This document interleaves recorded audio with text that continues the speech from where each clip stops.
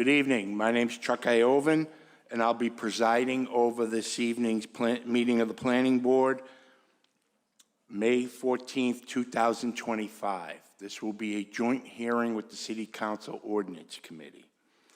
First thing we'll do is take care of some administrative business. For those in attendance under the provisions of the open meeting law, attendees are being informed that this meeting is being recorded by Urban Media Arts and will be live streamed on Malden Access MATV YouTube site. I have not been notified that any other video or audio recording of this meeting will occur. The next thing we'll do is, starting with Ronnie, we will have a roll call of the Planning Board. Ronnie Raj Verma, Planning Board. Thodaj Gabrasillasi, Planning Board. Diane Shuha, Planning Board. Ken Antonucci, Planning Board. Chuck Iovan, Planning Board. Risa Gray, Planning Board. Stephanie Stone, Planning Board. Pat Hayes, Planning Board. Very good, thank you. At this point, what I will do is I will turn it over to the Ordinance Committee, and they can do their roll call.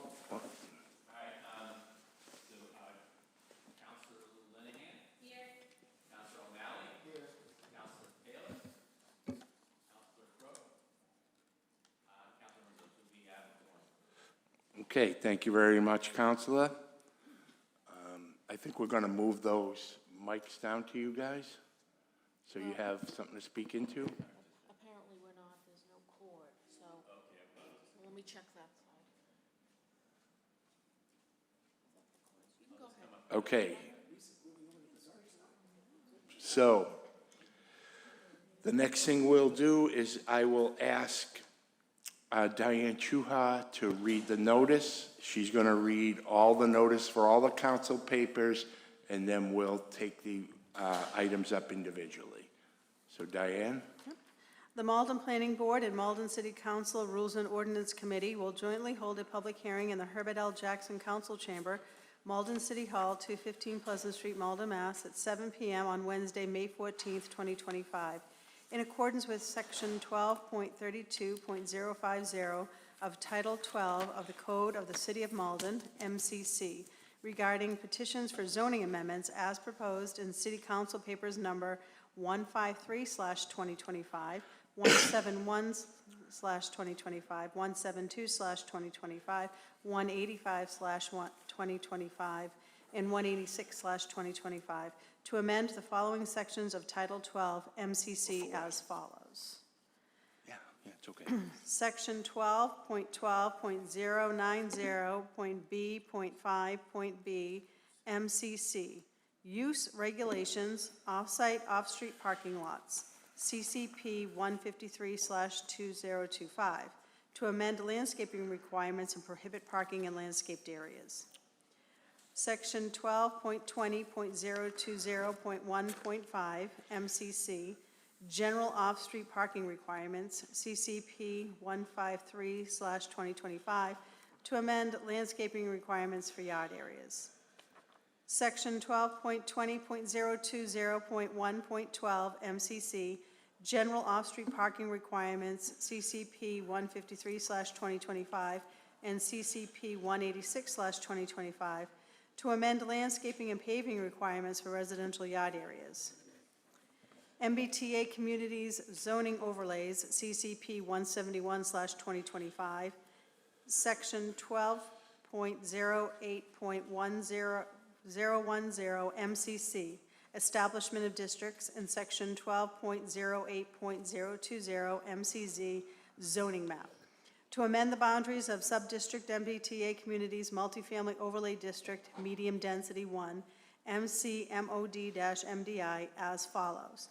To remove the property known as 474-488 Broadway and by City's Assessor's Parcel Identification Number 151627770, and to add the property comprised of the parcels known by City's Assessor's Parcels Identification Numbers 185, 575, 508, 185, 575, 510, and 185, 575, 513, in a portion of the property known as Zero State Highway, and by city's assessors parcel identification number 185, 575, 506. Section 12.12.400 MCC, Use Regulations, MBTA Community Zoning Overlays. Section 12.12.400.1.b.6, MBTA Communities Multifamily Overlay District, MCMOD, applicably effective date, to delete in its entirety.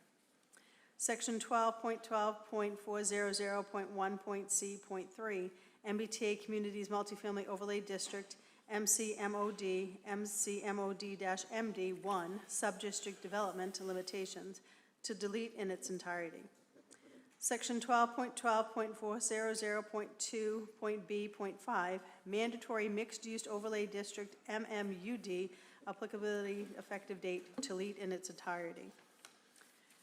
Floodplain Ordinances, CCP 172/2025, Section 12.08.040 MCC, Establishment of Districts, Floodplains, to update panel numbers and date of Middlesex County flood insurance rate maps, to update date of flood insurance study report, to add new regulations required by FEMA.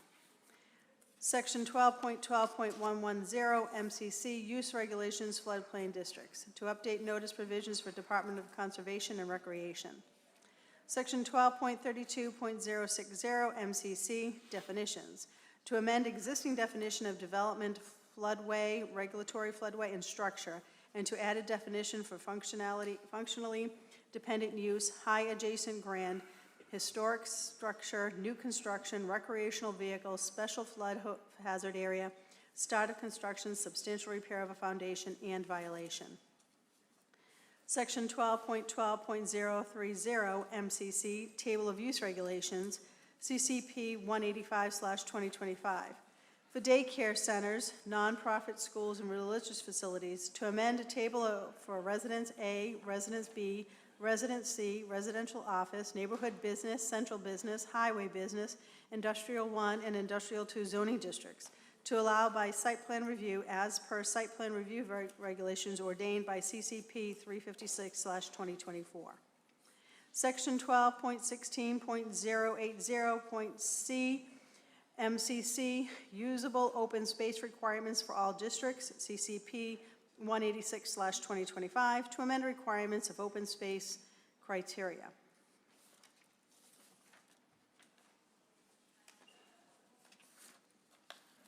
Shall I finish? Or?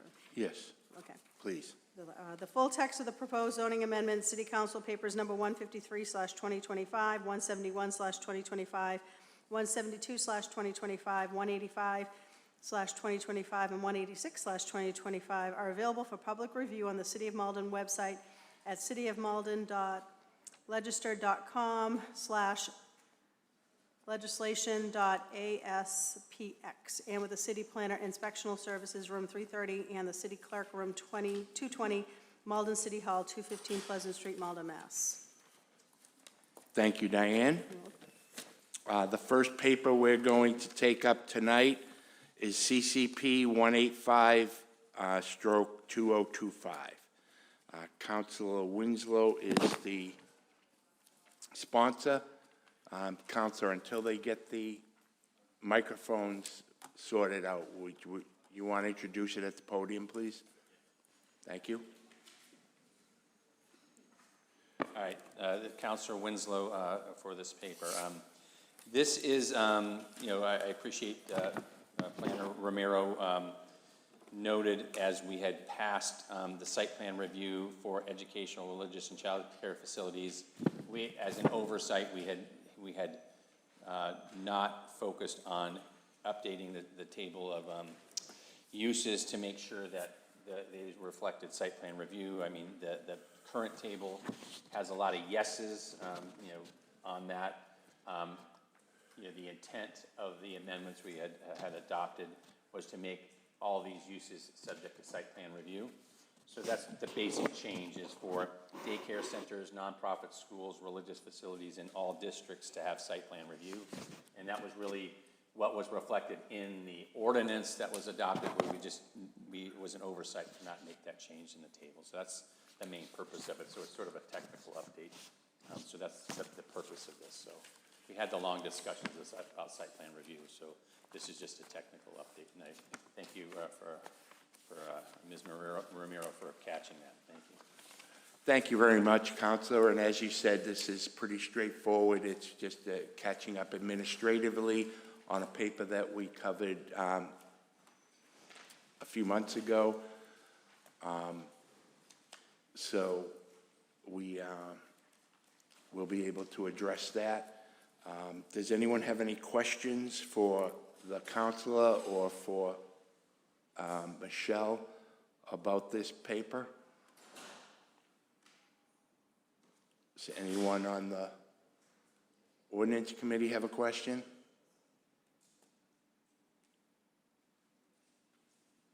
No? Okay, at this time, we will entertain anyone that would like to speak in favor of this proposed council paper. Anyone speak in favor?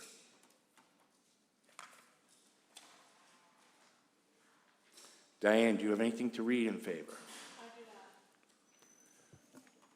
Okay, seeing no one that wants to speak in favor, I declare that part of the hearing closed. Is there anyone that would like to speak in opposition of this proposed council paper? Anyone in opposition? Diane, anything to read in opposition? I do not. Thank you. Seeing and hearing no one else that wants to speak in opposition, declare that part of the hearing closed. Michelle, there's no other general items? Okay, good. Well, at this point then, if what we could do is, if you could take us through your staff report. Thank you. Thank you. So this is the report and recommendation dated May 14th, 2025. I won't read it verbatim into the record, but it is being incorporated herein by reference to the record. As we heard, the purpose of the amendments is to render the table of use regulations consistent with the site plan review regulations that were recently ordained. So I've given you a description here of what the new table will look like. And again, site plan review will be required for daycare centers, nonprofit schools, and religious facilities in all zoning districts. In terms of application and exemptions, the amendments will apply to new construction and new use and occupancy of existing buildings unless exempt by city ordinance. The express language of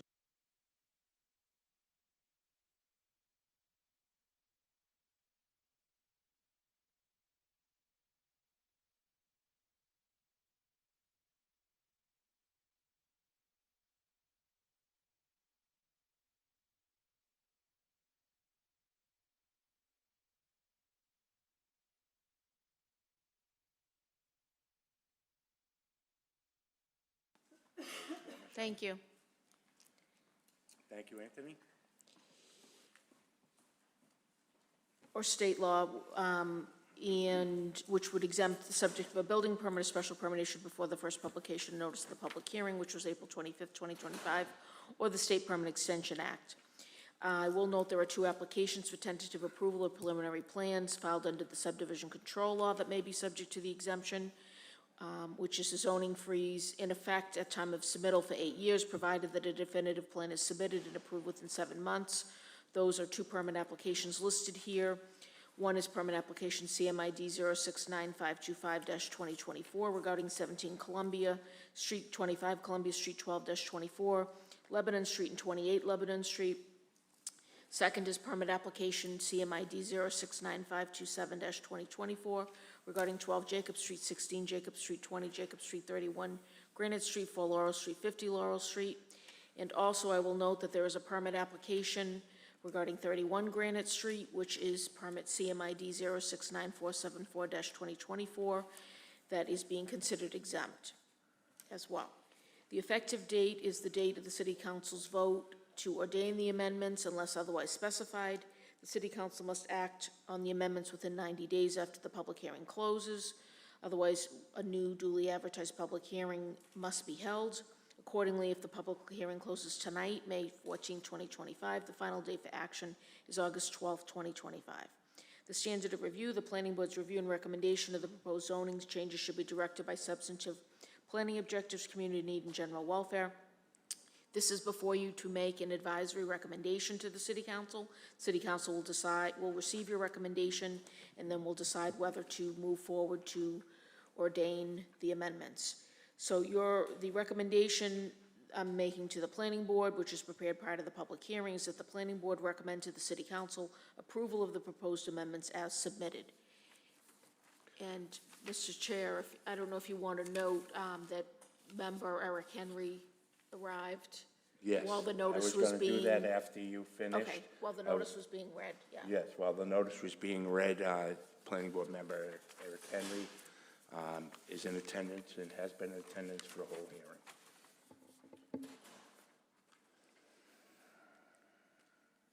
Okay, does anyone have any questions for Michelle from the planning board? It's pretty straightforward, pretty basic. If we probably should have caught it when we approved the last one. The original paper, paper 356/2024. So it's this is just catching up and tidying up the ordinances. But if there are no questions from the planning board, are there any questions from the ordinance committee? No? Everyone's all set? Okay. Are you all set, Michelle? Yes. Okay, is there a motion?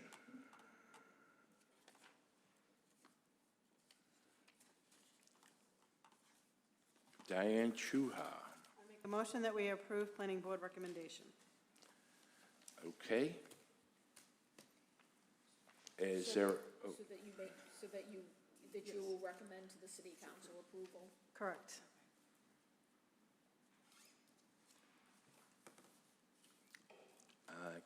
hold on, Ken Antonucci. Second.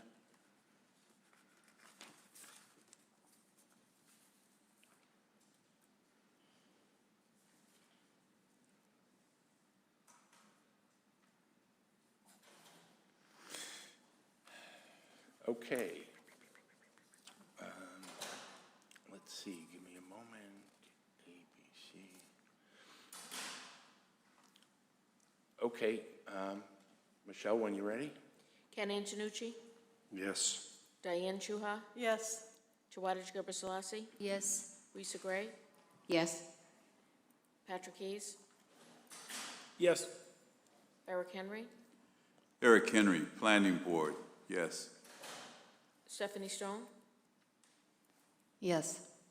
Ronnie Raj Verma, Yes. Chuck Iovan. Yes.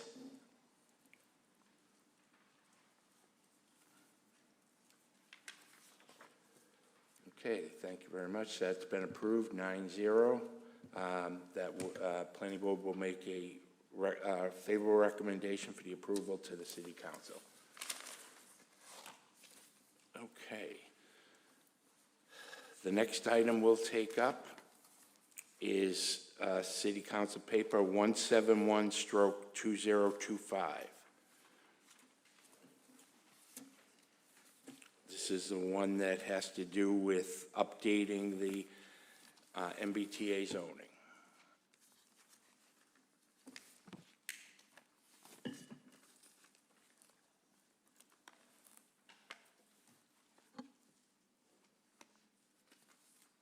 Okay, the sponsor of this says it's Steve Winslow.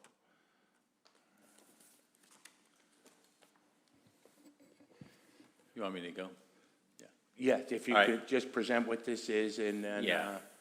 So as you recall, back to December 2023, that we had adopted zoning to comply with the MBTA Communities Act. And under that process, the city then submitted to the Executive Office of Housing and Community Development for their review and approval. They did finally, after some back and forth, approve with one comment related to just density requirements in that. So they basically this paper is to make a change in the ordinance consistent with the approval of, the Executive Office of Housing and Community Development to conform with their interpretation of the MBTA Communities Act. So that was requested by the mayor, and council forwarded that on to the planning board for review, but it's basically, they gave conditional compliance, and we just have to make a change to conform the districts with that. So there's a deletion of some land and an addition of other, whereas an elimination of a development cap for that. So that's, I think Michelle might explain that a little bit more clearly than I could, but it's basically just to conform with a comment from the Executive Office of Housing and Community Development to give us a community, I guess it's housing and livable communities now, but just to a conditional approval for our MBTA zoning. That's what it's for. Okay, thank you very much, Counselor. Michelle, do you have anything to add?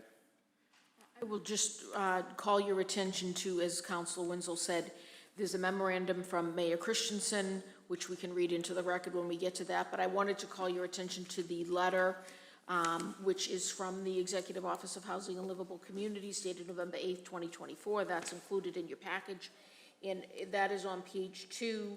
You can see the 2 recommended revisions that the state was making. There were a couple other issues that they wanted us to address, which we addressed during the process of their review before this letter was generated. This is what's called a letter of conditional compliance. So we are in compliance right now. It's just conditional compliance. Making these required changes will bring us into full compliance. I can give you more information if you want on the proposed amendments, if you want me to do that at this time, or you want to wait, and we can do that when I go through the report. We can wait till you go through the report unless someone has a specific question at the moment. Anyone on ordinance have a specific question? No one on planning? Okay, it seems like it's basically bringing what was previously submitted and got conditional approval for into compliance with some feedback we got on housing cap in one of the districts, and the effective date is the way I read it. So if no one has any questions, what we can do is open it up for anyone that would like to speak in favor of this petition. Anyone speak in favor?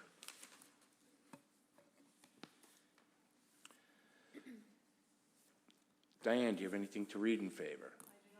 I would, if I could, Mr. Chair, I would read the mayor's letter, because he says that's in favor. He's recommending this. Okay. Okay, sorry about that. So that's the April, it's all right, it's a little out of order. April That's the 3rd? April 3rd letter. Okay. Memo, yes. All right, to the Malden City Council from Mayor Gary Christensen, dated April 3rd, 2025, regarding zoning amendments to the MBTA communities. Since receiving notice of our conditional compliance determination for MBTA communities under Section 3A of the Zoning Act from the State Executive Office of Housing and Livable Communities in November of 2024, the letter is attached. City staff has worked to prepare zoning amendments that address the 2 issues identified by the state in that determination. The state has recently informed us of its review and approval of our proposed approach. As required by the state, the proposed zoning amendments to our MBTA community zoning overlays before you now would eliminate the development cap in the MBTA community's multifamily overlay subdistrict, the MCMOD-MD1, and eliminate the effective date of final approval by the state of our district compliance application. The proposal requires amendments to the zoning map and use regulations which are attached. Thank you for your consideration. Thank you, Diane. And I don't believe there's any other letters or anything to be read. Not that I'm aware of. Thank you. Seeing, if there's no one else that would like to speak in favor, seeing and hearing none, declare that part of the hearing closed. And then I'd entertain anyone who would like to speak in opposition to this proposed council paper. Anyone in opposition? Diane, anything to read in opposition? No. Thank you. Seeing and hearing no one that would like to speak in opposition, declare that part of the hearing closed. Michelle, anything in general to read? I don't think we need to read this letter from the state. It's up to the chair if you Okay. wanted to No, we read don't it. need- Yes, okay, so it's incorporated into the record, the November 8th, 2024 letter.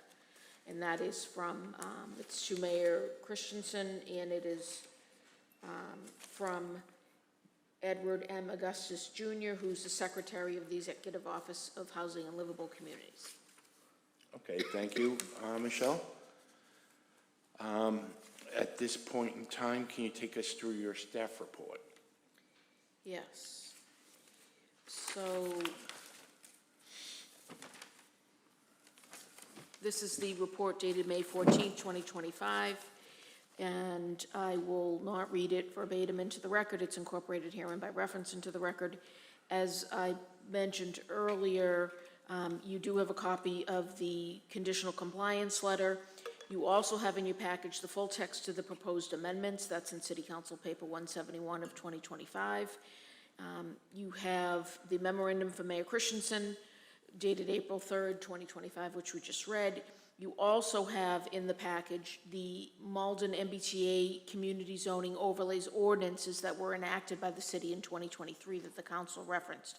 That is called City Council Paper 418 of 2023, and that is the end paper. So it looks, you know, it has the heading with the city seal. This is the full text of the amendment that was made in 2023.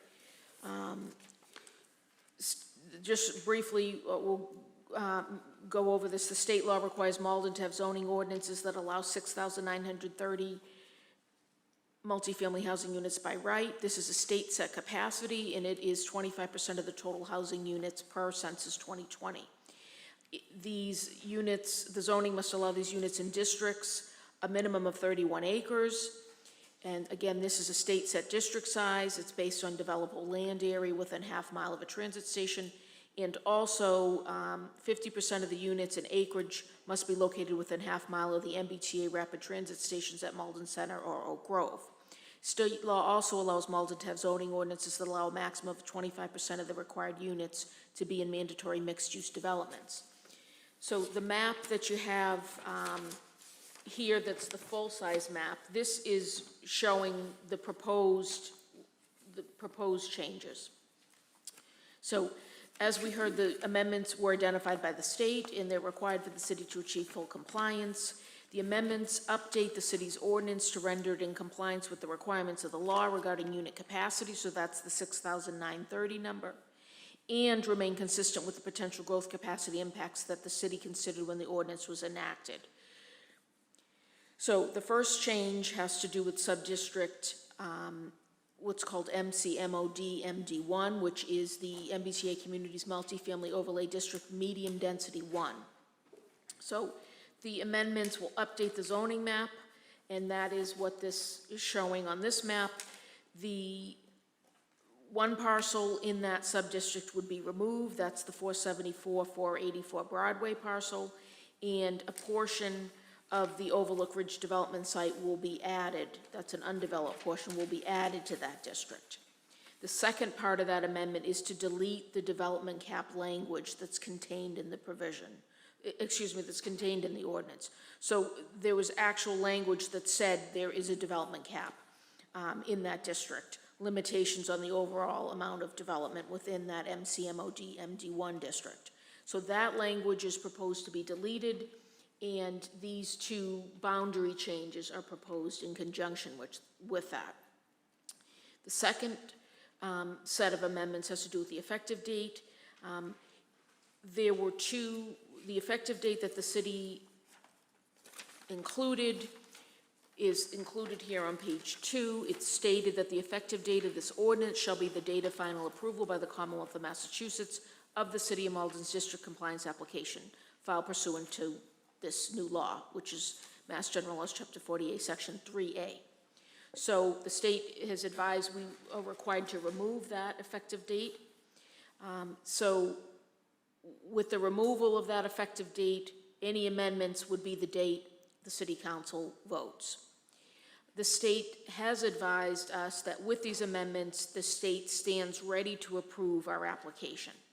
So that provision was put into both the multifamily overlay provisions for the MBTA community zoning and also the mandatory mixed-use overlay zoning district for the MBTA communities zoning.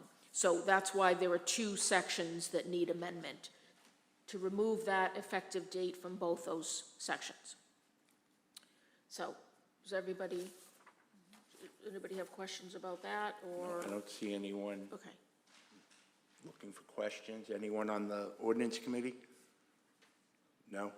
Okay. Okay, so in terms of application and exemptions, the amendments will apply to new construction, new use and occupancy of existing buildings unless exempt by city ordinance, the express language of the amendment, state law, or the State Permit Extension Act. To my knowledge, there are no there are no projects that would trigger these exemptions, or no permits. The effective date is going to be the date of the city council's vote to ordain the amendments unless otherwise specified. We're taking out the language that otherwise specified, so it will be the date the city council votes to ordain. The council must act within 90 days of the close of this public hearing. So again, if it closes on May 14th, 2025, the final date for action is August 12th, 2025. If there's no action before that date, we would need to do another hearing. Standard of the review, the planning board's review and recommendation of the proposed zoning changes should be directed by substantive planning objectives, community need, and general welfare. The recommendation, which is prepared prior to public hearing, is that the planning board recommends to the city council, 1, approval of the proposed amendments as submitted, and 2, use the date the amendments are ordained for the revised date in this MBTA community zoning overlay district's boundary map. So right now, there's just a placeholder. It says revised date to be determined. We would recommend that the council add the date that they ordain. So that will be the effective date of this map, Okay. the same as the effective date of the ordinance. And again, this is an advisory recommendation you'll be making to the council, and they will receive it and then decide whether to follow it and whether to ordain the amendments. Okay, thank you. Anyone have any questions for Michelle? No questions for Michelle. Is there a motion? Ken Antonucci. Yeah, Mr. Chairman, I'd like to make a motion to recommend to the City Council approval of the proposed amendments as submitted and use the date the amendments are ordained for the revised date in the MBTA Community Zoning Overlay Districts 12/12/23 revised with the council ordained date. Okay, thank you very much, Ken. Did you get all that, Michelle? Okay, is there a second for Ken's motion? Risa Gray. I'll second that. Risa seconded Ken's motion.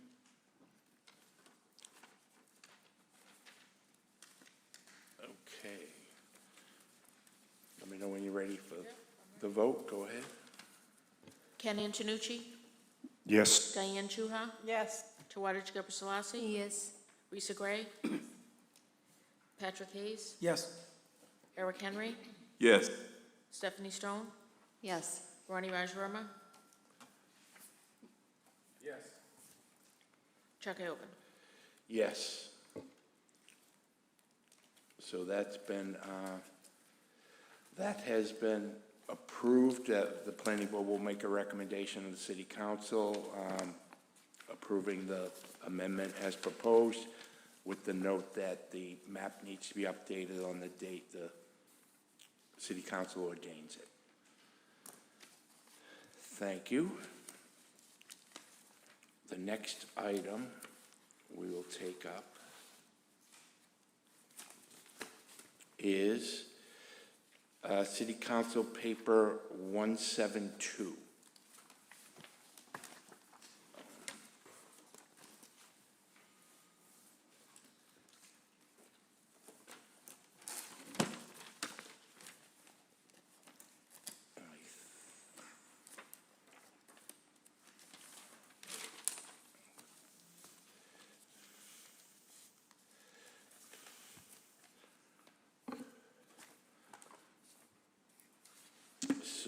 172 is, I believe, being proposed by Councilors O'Malley and Winslow.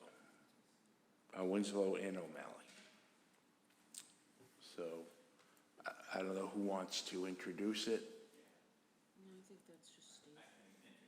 It's just Council Winslow's. Okay, is he okay? Because,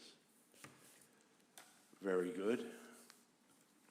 All right, so this proposed ordinance update is related to Federal Emergency Management Agency floodplain maps. They are about to be updated as of July 8th, 2025. If we don't do that as a city, then people can lose eligibility for federal floodplain insurance. So it's kind of a very critical thing to do. So the basic gist of this is that the State Department of Conservation and Recreation has developed a set of updates to our floodplain districts. And so this is principally based on their recommended updates. So that's, I basically incorporated their recommended updates into our existing floodplain districts. So we already have floodplain districts right now. So this is just to make sure that we're basically consistent with federal floodplain requirements. So that's the main gist of what this is, and it's somewhat technical, but it is just trying to make sure that and DCR has reviewed this version and said it does conform, and so if passed, we will be in compliance with the requirements for FEMA to ensure that places in our floodplains will be eligible. There are some modest changes to the various FEMA maps and that type of thing, but that's really done at the federal level. But it just ensures that whoever is under the Federal Floodplain Act, they will be eligible. But this isn't a vote to change the maps. The FEMA itself is changing the maps. So, but we have to. The key thing is they're going to do that as July 8th. 2025. Right now, our floodplain ordinance refers to a past map, so we just have to make sure we refer to the new map and that type of thing. So, Okay, Counselor, I found that date a little bit odd. Typically, we don't approve things in the future. Is this organization, the Conservation and Recreation, that's a state agency, right? yeah, I mean, so basically, that is the successor to the Metropolitan District Commission, and they are generally in charge of. I mean, obviously, them. They're the Metropolitan Parks, but they also have general responsibility over flood control. So they often oversee dams in Malden, things like the Town Line Brook between in the Linden area and culverts in Delta Terrace. Those are and there's the Saugus Branch Brook culvert. So they actually are DCR floodplain things. So our Department of Conservation has a major responsibility in terms of managing stormwater runoff and flooding. So like the Amelia Earhart Dam is a DCR facility. So there's a whole section of the Department of Conservation and Recreation that deals with flooding and floodplains. So that's why this division is in that. And so basically, FEMA, I don't know if anybody's, I've been a little bit involved. I wasn't involved in this part, but they go through a whole process where they come out to communities, show updates. I mean, you can go to the FEMA website and they have the maps that will go into effect February, July 8th, 2025. So it's just, they have actually developed the maps. That's when they're going to be effective. So they've adopted everything they need. So it's just an effective date of when those maps will be the effective FEMA maps. So it's not like they're going to vote on it July 8th. They've already done all the administrative things to have the maps go into effect. But what we need to do is take the steps so that our floodplain ordinance is consistent and refers to the latest map. Because if it doesn't, then people might lose eligibility. So it's just trying to, they've already done all they need to do, and they're just saying, here's the new map, it's gonna take effect this date, and they're just asking us to make sure that our ordinance is consistent with that, so yeah. So- Okay, thank you. I did have one other question, and I'm not sure, you may or may not know the answer. I see that we're designating the city engineer as the official floodplain administrator for the city. Yeah. And then I also notice that we're making commitments to update rate tables and inform citizens in Massachusetts that are affected for floodplain changes. Has it come up who's actually going to do that? Whose responsibility is it to do that? Will that be the city engineer as the approved administrator, or is there another department that might take care of that? So, the city engineer approached me as head of rules and ordinance to, because DCR initially contacted him. And, actually the city engineer and I have been working over the past few years just on working on doing stormwater stuff. So it basically falls to him. And it's typical, if someone comes before this board with a big enough development, the city engineer does the stormwater review. So it's a fundamental responsibility of our city engineering department to deal with stormwater planning and assessing floodplains. So it's just, that is the city engineer is the administrator right now. Okay, it just seemed like we were being asked to do more administrative outreach to our constituents that are impacted by this, that need flood insurance. And I was just curious who was going to be the one. Yeah, I mean, I can certainly follow up more with the engineer, but like the engineer, this falls within their, administrative responsibility. So that, that is, and I have been working over the past 3 years on that just by happenstance, by kind of an ad hoc committee that the mayor has, but it does fall into that. So but I can follow up about that. That wasn't something we discussed as he just, he asked me to, as head of rules and ordinance, to take the DCR recommendations and integrate them into our regs, so that, and then I did send those on to the DCR people so they got approved. So.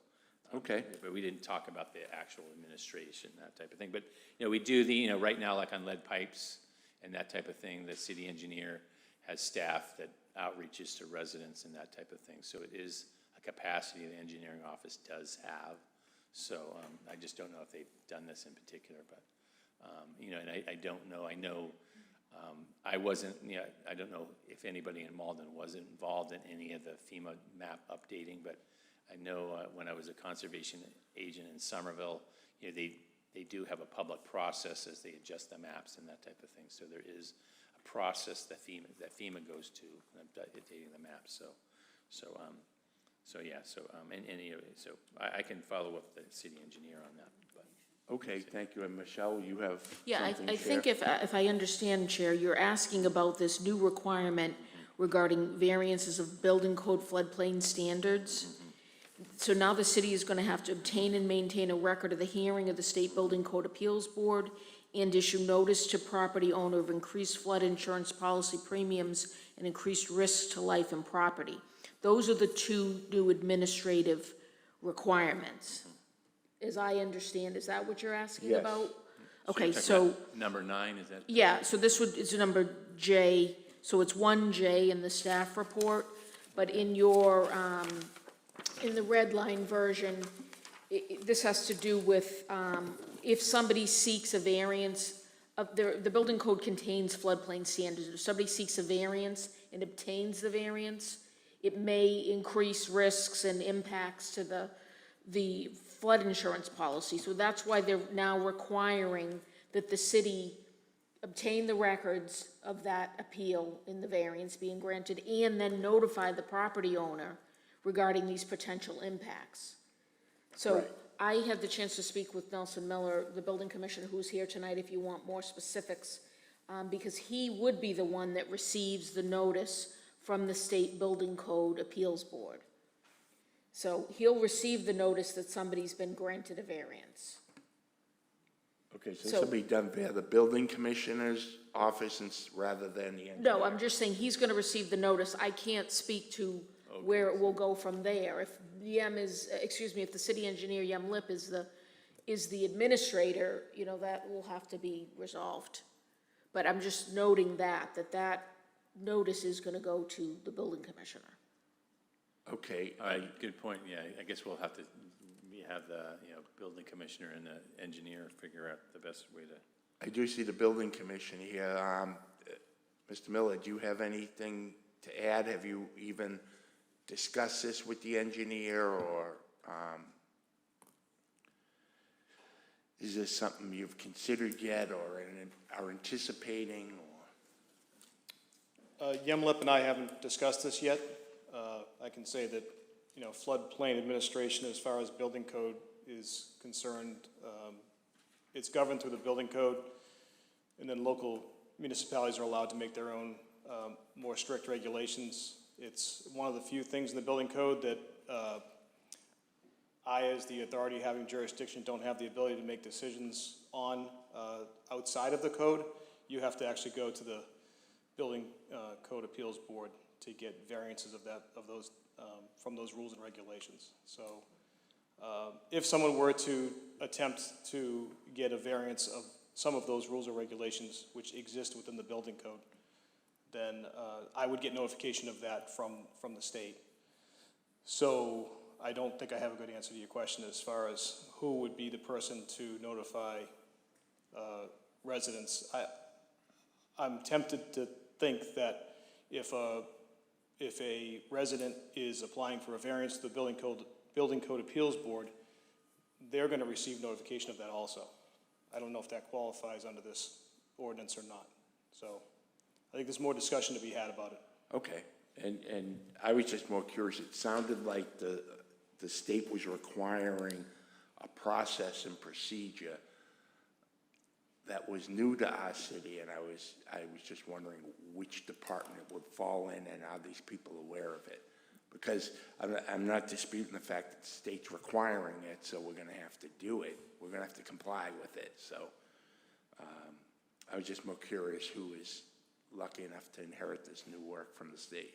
And I think you're right, and I think it's a great question, and I think that, these changes that we're being requested to make through, by FEMA are, for the most part, related to construction within the flood zones.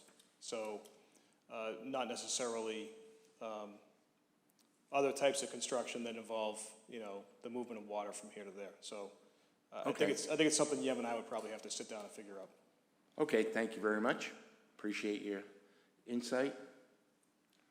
If I could, Mr. Chair, I may have read that wrong. So I'm not sure this is issuance of the variance. So I don't know if we're supposed to be warning the property owner that issuance of the variance might impact your flood insurance policy and create these impacts, or it's after the issuance of the variance, we're supposed to notify them. So that'll have to be worked out as well. Okay, thank you.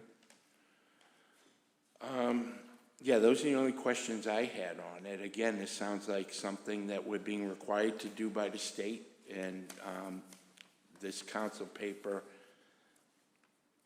seems to get us in compliance with that.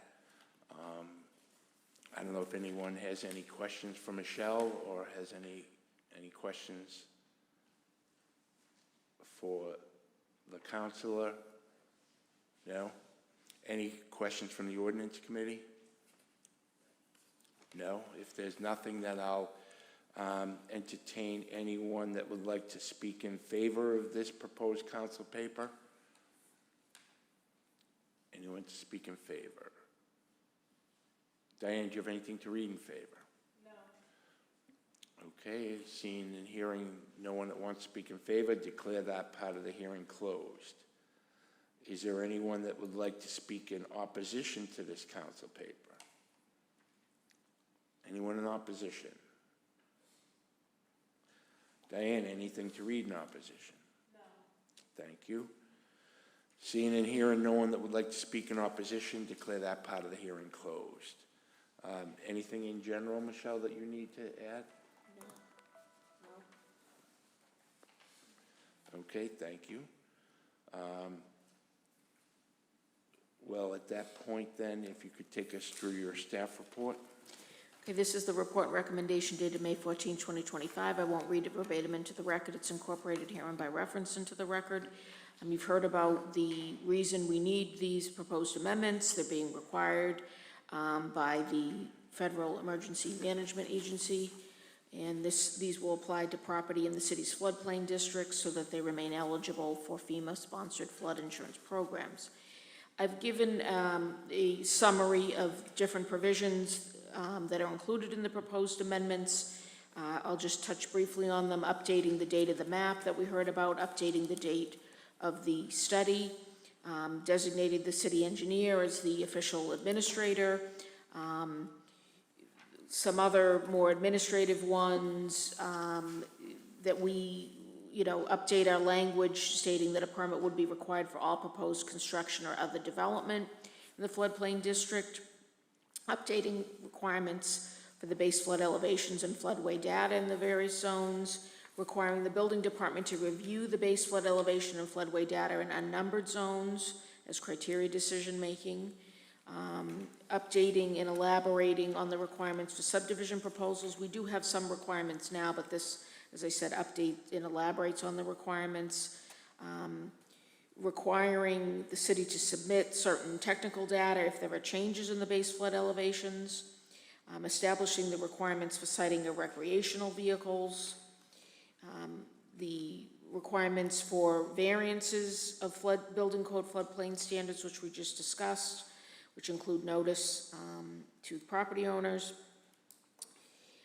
Then there are also establishing requirements for variances of these ordinances, so our local ordinance, so that they are the same requirements as the state law criteria for variances, and then adding several what I would call legal provisions regarding abrogation, disclaimer, liability, and severability. Also, the amendments will update the notice provisions and the use regulations, so changing who our notice goes to. It goes to the Department of Conservation and Recreation, which is a state department. Also updating existing definitions for development, floodway, regulatory floodway, and structure, adding definitions for functionally dependent use, highest adjacent grade, historic structure, new construction, recreational vehicles, special flood hazard area, strata construction, substantial repair of foundation violation. Part of the recommendation that I'm making is that the application of those definitions is only to property in the floodplain district.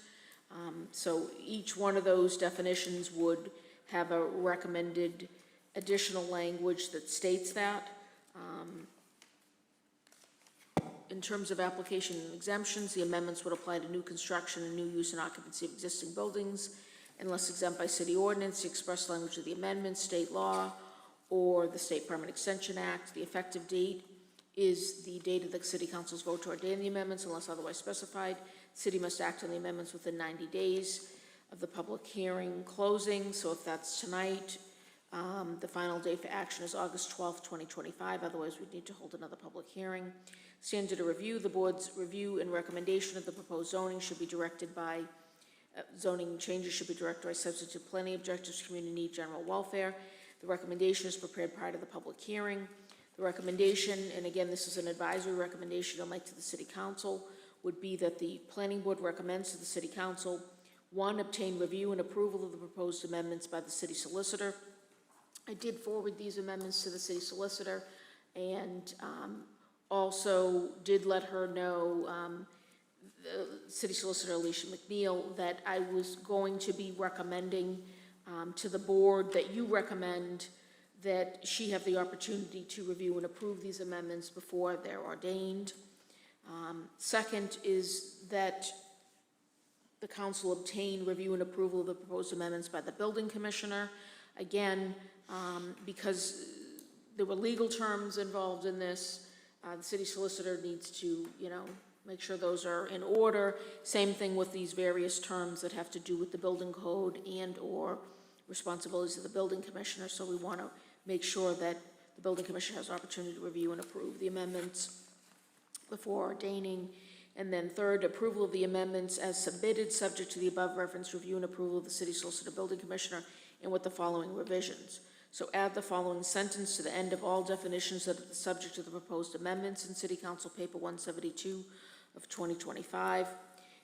This definition is only applicable to property in the floodplain district. So that is the recommended additional provision that would be added to all the definitions. Those definitions are in the general Title 12, so they're in the general zoning ordinances, and we just want to be clear that these definitions, as being defined by the state and FEMA, will only apply to property in the floodplain district.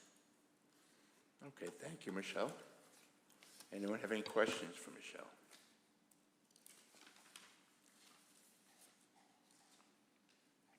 No questions. Is there a motion?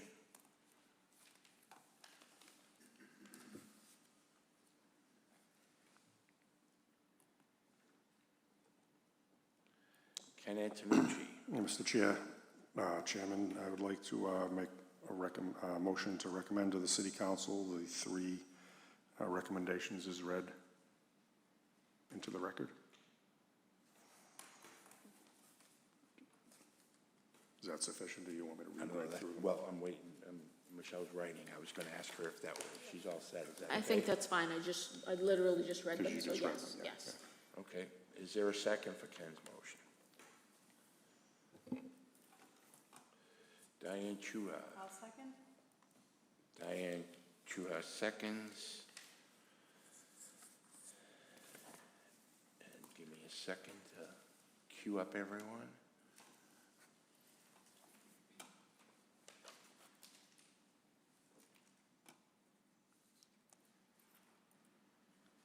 Okay.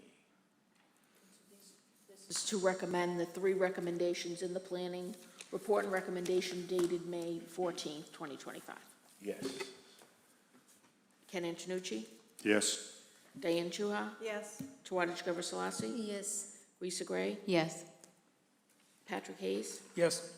Eric Henry, Yes. Stephanie Stone, Yes. Ronnie Raj Verma, Yes. Chuck Iovine. Yes. So that council paper has been recommended to the City Council with a few suggestions on being reviewed by the city solicitor, building commissioner, and then adding some wordage at the end of the definitions. Okay. Next paper, there's two papers, and I believe we can hear them simultaneously. It's City Council Paper 153/2025, and that has to do with off-street parking and landscaping. And then City Council Paper 186/2025, which I believe is sponsored by Councilor Winslow, whereas Paper 153 is sponsored by Councilor O'Malley.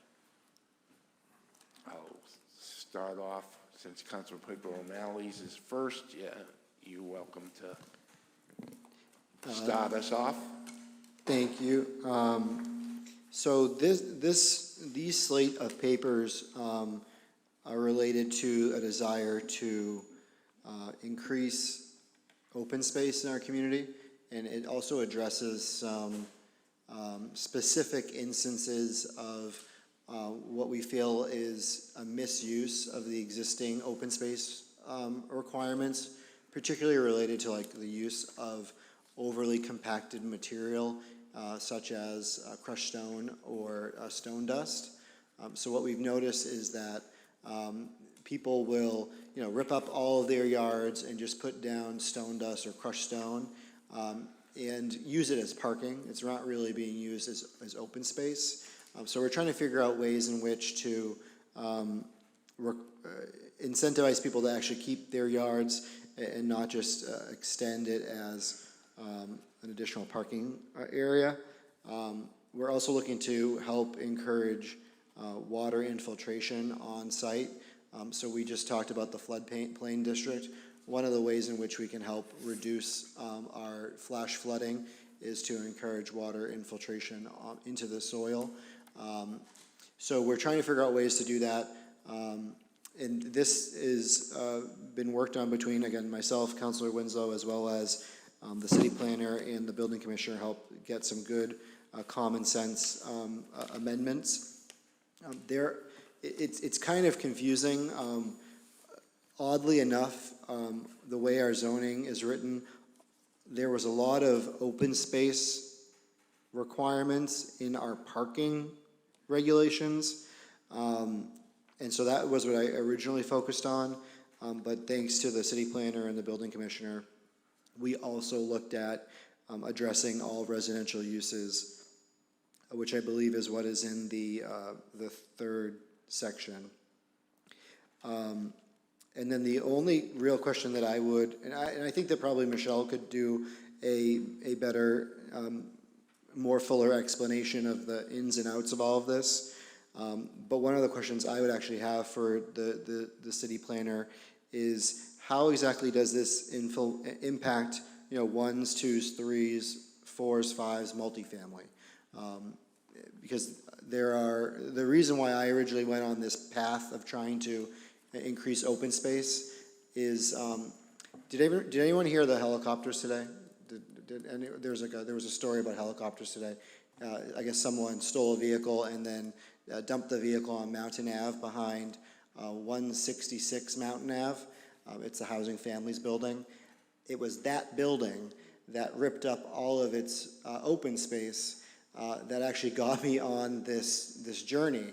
And it was very odd because I was like, oh, what are the chances that today would be the day that a stolen vehicle would be dumped at the building that got me going down this path of we need to protect open space. I don't know if the open space would have prevented this individual from ditching their car on this property, but it was just a funny coincidence. So yeah, we're trying to figure out a way in which to increase open space without overly restricting people's ability to use their property in common sense manners. One of the sidebar conversations we had, we're also looking to, again, prevent erosion. So we were also, you know, discussing whether or not there should be some type of exemption for the crushed stone or stone dust in instances where it's being used to prevent erosion. So oftentimes people will use crushed stone like at the base of drain spouts or places where water is naturally running. You know, there could always be an exemption for something like that where it's really being used in its intended purpose. Another example of a potential exemption would be, you know, for a walking path or like a true patio that is really being used as a patio. But unfortunately, the examples that we've seen, actually in Councilor Linehan's ward, most, I think, notably is at Clifton and Summer Street. They pretty much just cut down all the trees, paved it over entirely when they were told you couldn't do that. They ripped up half of the pavement and just threw down giant, like, boulder stones. You know, it does the job, I guess, but it doesn't necessarily make the west end of the city look great. And I don't think any, you know, area of Malden deserves to just kind of be looked at as like a vacant lot. If you have any questions, I'm here. Thank you. Thank you, Councilor. Does anyone have any questions for Councilor O'Malley? If not, I will ask Councilor Winslow if he wants to give us a few words on paper 186. Yes. Ryan, Councilor O'Malley, how did you determine, you know, how do we, or who determines who's in violation as of now? I mean, is this going to be something that I go to sell a house and all of a sudden it's like, oh my gosh, you have 90% of your house is crushed stone or it's paved, you know, how am I gonna work that out? How is it going to work with the people that are doing ADUs? They want accessory parking, right? You wanna get them off the street. How is that gonna impact them? So I am all for having green space, but I'm also kind of a little nervous of limiting, you know, parking, because parking is a big deal. Especially if we have ADUs being added to particular properties. And if people are already using a driveway that has crushed stone, how is that going to affect them? I'm a little nervous about that because I don't see anybody in the audience coming up here or I don't see anybody there yet, but I'm just kind of a little nervous about that. So I don't know if you put any thought into that, or if you could explain how that's going to be looked at. Those are great questions, and I think that really is a helpful clarification. So this only applies to open space. So if you would like to do and correct me if I'm wrong, this wouldn't apply to parking areas. So if you want to do a driveway as crushed stone, and it wouldn't count towards open space, but it would actually only count towards your parking area, then I believe you can do a permeable situation. If I wanted to add an ADU and I wanted to add a parking space so that they could have their own parking space, but it would take up some part of the yard. Yeah, so like, well, first, the ADUs in Malden, unless you're building in the Middlesex Fells, don't require parking. But if you wanted to add parking anyway, you can add parking as long as it doesn't make you go below the open space requirements. Yeah, it's gonna be tough on 5,000 square feet of land. Yeah, but I think that your question about, if someone, like, for instance, I know on like Forest Street, people have like replaced their asphalt driveways with stone dust, or permeable pavers. Those driveways don't count towards their open space. So that wouldn't be impacted by this. This only impacts their required open space. And I don't believe we're actually increasing the amount of open space. I think we're just saying that it can't include crushed stone that's used for parking. The open space. So I think it wouldn't change if someone's selling a house that, let's say somebody, 30 years ago paved their whole front yard. Right. You wouldn't be allowed to do that today. If you went in and asked permission to do that, you'd get told no. If you're selling a house that is that way right now, they're not going to be told to rip out and replant it. If you want to put in an ADU and you come in and say, can I pave the front yard for the ADU, you're also going to be told you can't do that now, even if the intent is noble because you want to get a car off the street. If you remember when we came in and said, the state doesn't allow Malden to let folks do that, that was something that's every city in town isn't allowed to do. So that was something that the state was very strident about. So even if it's something that it's a very congested area and the homeowner feels it's going to be inconveniencing the neighbors, unfortunately that's something that was kind of taken away from us. So what we're trying to do tonight is totally separate from that because that was above and beyond any Malden regulation. So they'd still be allowed to do the ADU. The parking is just out of our control completely when it comes to ADU. So the good news there, though, is that it really won't affect anybody's property value or ability to sell or improve, both what we're doing here and the state law. So I think anybody looking to sell their house is unaffected by this, essentially. Thank you. I'm good, thank you. Thank you. Pat Hayes. I just wanted to follow up, Counselor. So the state took it out of our hands in the way that they said we can't require parking. But to the point being made earlier, if you wanted to provide it, we're making it, it's our rules, not the state's rules that are saying you can't do it. Our existing rules, not what we're talking about tonight. So Malden already has a very high ratio of impervious surfaces. So we've made a determination as a city many years ago that we don't want to add to that because we already have a lot of paved surface, which heats up the city, et cetera. It's bad for a lot of reasons.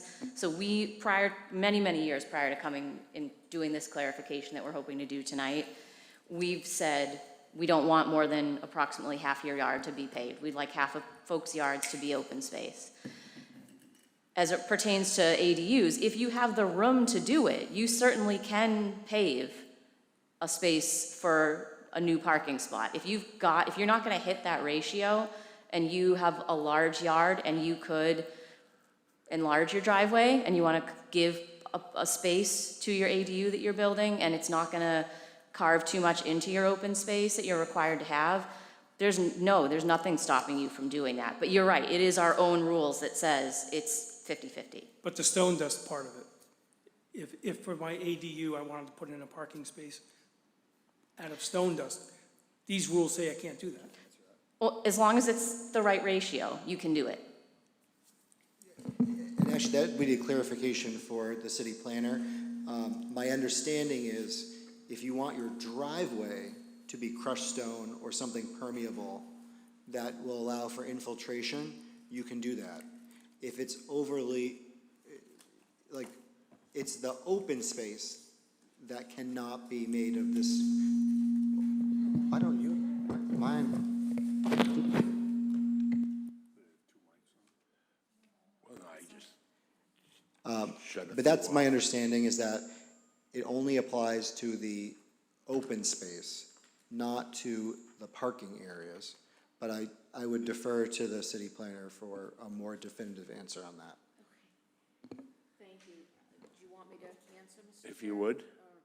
Try to provide some info. So we're talking about a few different things here. So right now, if you're going to use an area for parking, our ordinance already says that areas subject to wheeled or pedestrian traffic and parking shall be adequately drained and paved with bituminous concrete or equivalent surfacing, shall be clearly marked, provided with appropriate wheel guards, railing, bumper guards, and shall be permanently maintained.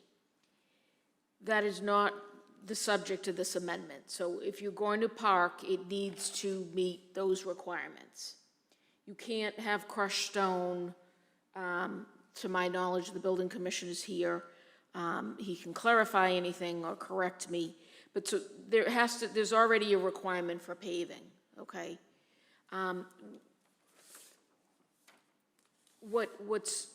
So that's part of it.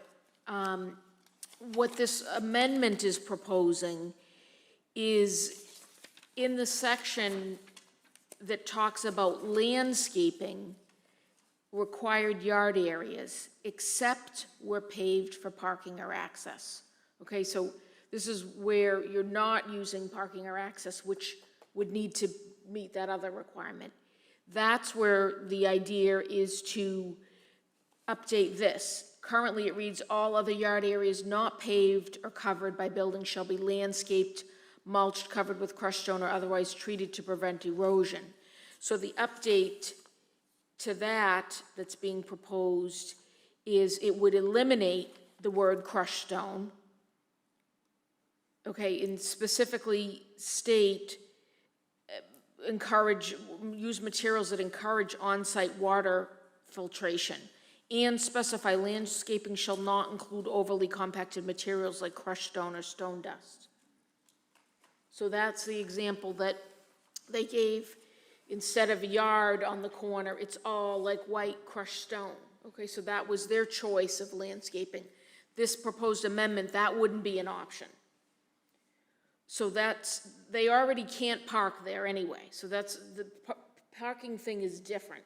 And there's another part of the amendment that deals with parking that we can get to in a minute. But before we do, I want to clarify this about the ADUs, because there was extensive discussion about this. And it is my understanding, well, two things. We cannot require parking. But it is also my understanding, and we explored this, if an ADU is going to displace parking or open space, can we say, no, you can't do that? And it was my understanding that we could not do that. So if you want to add an ADU and it's going to displace a parking space or eliminate your yard, you're putting on an addition, or, that's the best example, an addition, we can't require the single family then to go for a variance, potentially not obtaining the variance, and then you don't get the ADU. So that was my understanding of that. So the site plan review committee that's going to look at these ADUs will look at the plan that shows the ADU proposed, for example, is taking up all of the yard area, eliminating open space, and then we'll need to consider, is there another option? They might make suggestions. Can it be moved to another part of the building so that you don't lose the open space or you don't lose the parking? So that's going to be the considerations, that's my understanding, that this committee is going to do. I don't think we actually were able to say, no, you can't do it. So our open space requirements aren't overriding the ADU law. If that's incorrect, the building commissioner is here. He can correct that statement, but that is my understanding of that. So, based on that, that I wanted to just add that in. And then the paving of the front yard, side yards, rear yards is another part of this paper. So right now, as the counselor said, it states a minimum of 50% of the front yard, side yards, and rear yards of single, 2, 3, and 4, and town row residential uses shall be devoted to a lawn and/or landscaping, not paving. That is not an open space requirement. That is a requirement in the parking regs, designed to identify how much of the yard can be paved for parking. That's what, when the council said there was some confusion, it sounds like we're talking about open space, but we're actually talking about how much of your yard can you pave for parking. So the proposed amendments, there were couple different options here. So first is, are we talking about 50% of the combined yard areas? Or are we talking about 50% of each individual yard area? Currently, it's being interpreted as 50% of each individual yard area. So you don't add up all the yards and then take 50%, because then potentially you could pave your entire front yard, because you still have the other 50% covered in the backyard.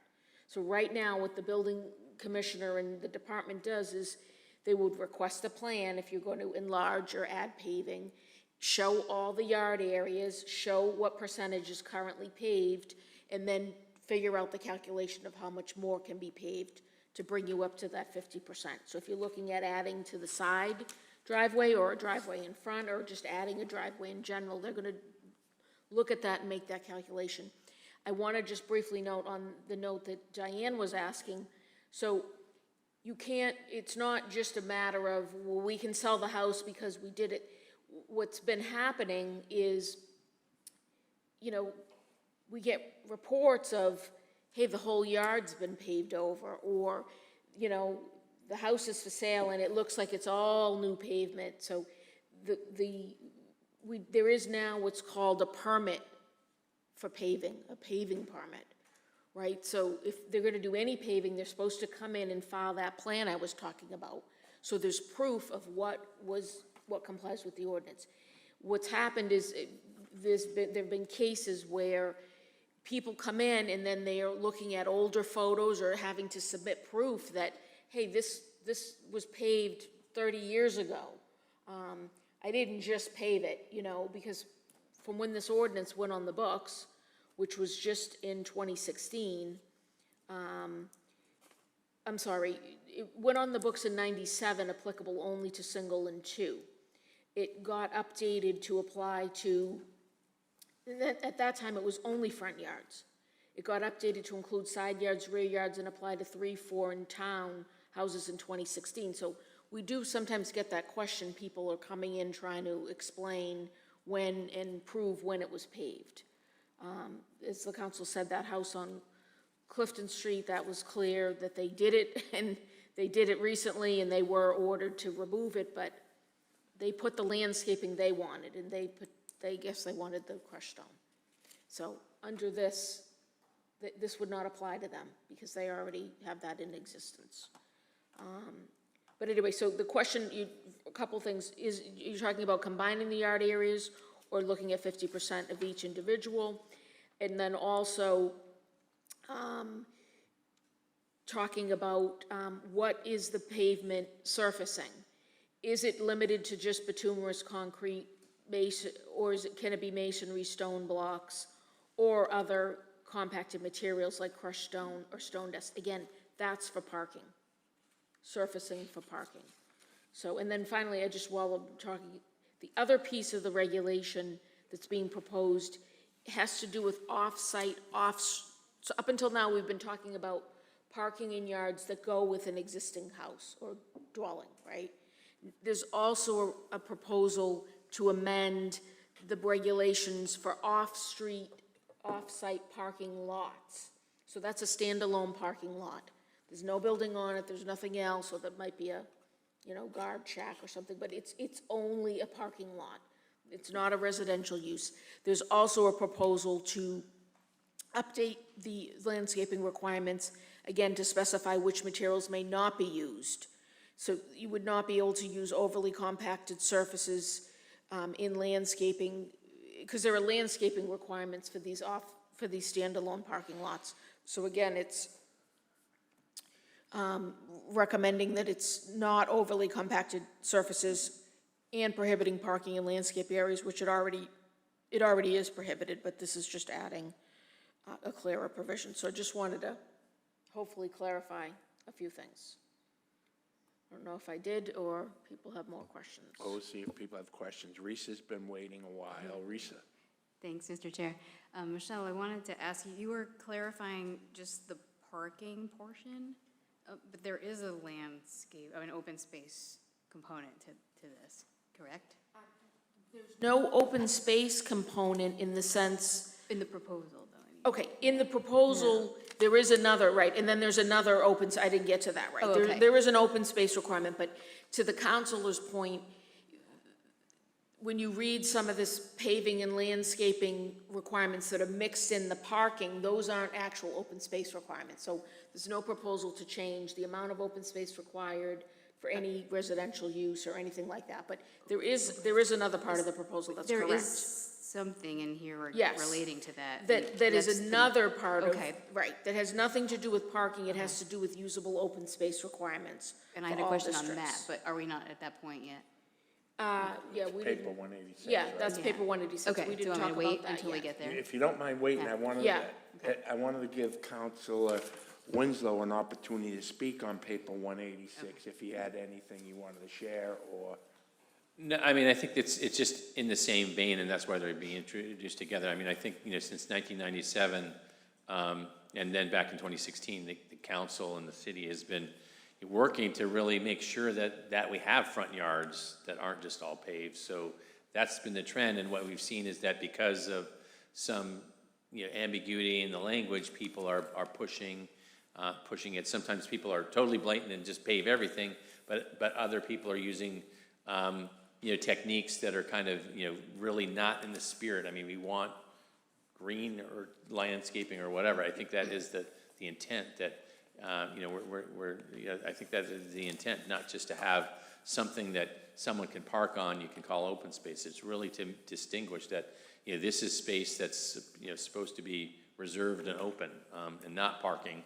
And just people are putting in something that meets the technical requirements, but then is used as parking. So, and that happens on, the residential areas, it's happening in these, off-site parking lots. So it's just really to really fulfill the intention we started pursuing in 1997 is to protect, greenery or whatever. And that's, we try to define that broadly as landscaping. I remember, I think really what kind of triggered this, I know in the Linden area, there was some townhomes that went back in the mid-1990s, and they just paved everything. It just looked horrible. It was a horrible way to come into that side of town, just to see paving all the way around. And I think that was people were seeing those kind of developments happening where there was no front yards. It was just that. So after that, that was about the time we adopted it. It's just a quality of life and an aesthetic thing that people want to see. So I think that's really to make sure that we're keeping the aesthetic. We're not just doing something that's nearly pavement. So I think it is. It's both a stormwater thing, but it's an aesthetic thing that's been. Community does not want to see 100% paved parking. That, and it does other things, and then you have sidewalks that are totally driveways. It's just very disruptive to the quality of life and walkability and the aesthetics. It devalues other people's property. So that's really where I think we're just trying to tighten it up and really follow the intent that started in 1997. Thanks. Okay, thank you, Councilor. Risa, if you want to pursue that path now, go ahead. Thank you, Mr. Chair. I understand the reasoning and wanting to have the green landscape, but I'm just wondering how would the open space coverage be monitored and enforced? You were talking about front yards, side yards, rear yards, so how do we make sure that it's actually being followed? Not, yeah. Well, Sorry, Counselor. I mean, it's a challenge, but you know, one thing in enforcement, you know, I'm a lawyer, I mean, to do enforcement, the more clarity you have, the easier it is. If we have these vague things where people can say, oh, you didn't say, you know, we mentioned stone dust, I did, all stone dust that. So some of it is to really clarify our intent, and that's helpful in enforcement. You basically, the burden is on the city to be clear about what we want. Otherwise, the people can, you know, we can't really enforce it. So that's really, we're just trying to clarify the intent. And I think that's what we're just trying to deal with. You know, that's really what we're trying to do, so yeah.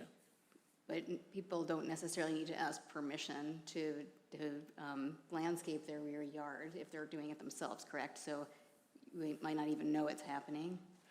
You know, it's just the same type of thing of people doing some work in the house. So it is, you know, neighbors might report it, that type of thing. You know, that it's a little bit haphazard.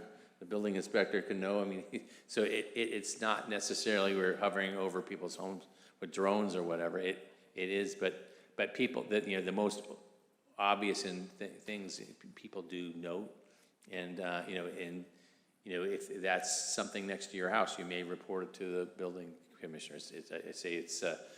I mean, it is the type of thing, like, sounds like the Clifton thing, you know, really to have clarity, to really deal with the most egregious things is really what we're trying to do. So it is, you know, enforcement's always a challenge on anything we do. So, you know, if it happens with the building code, if people are doing alterations in the house, the building inspector just can't knock on the door and come in. It's a challenge, you know, just under the Constitution, we can't necessarily do. But if a neighbor reports it and it's visible, we can do enforcement. So it's probably easier to enforce these things than a lot of things inside the building sometimes. So yeah. I mean, I guess the difference is you want to make sure it's, you know, visually appealing to the neighborhood, whereas something inside, you don't see that. So, you know, it would be nice to figure out a way to make people aware of this too, and I'm not sure how that happens either. Yeah, I mean, some of it is, you know, that, you know, we try to, and it is, you know, working to make sure people, you know, get informed right away. I mean, unfortunately, sometimes, like on paving, there's paving contractors that seem to only work on Saturdays, you know, that type of thing. So but, you know, if neighbors report it to the building inspector, I mean, Nelson's, you know, staff does respond, you know, 7 days a week as necessary if there's something that egregious. So you know, we do what enforcement we can, and it is, if people are reporting that, we do it. You know, but it is that the more clarity we can offer our inspectional services department and enforcement, the easier it is. And I think this is the type of thing.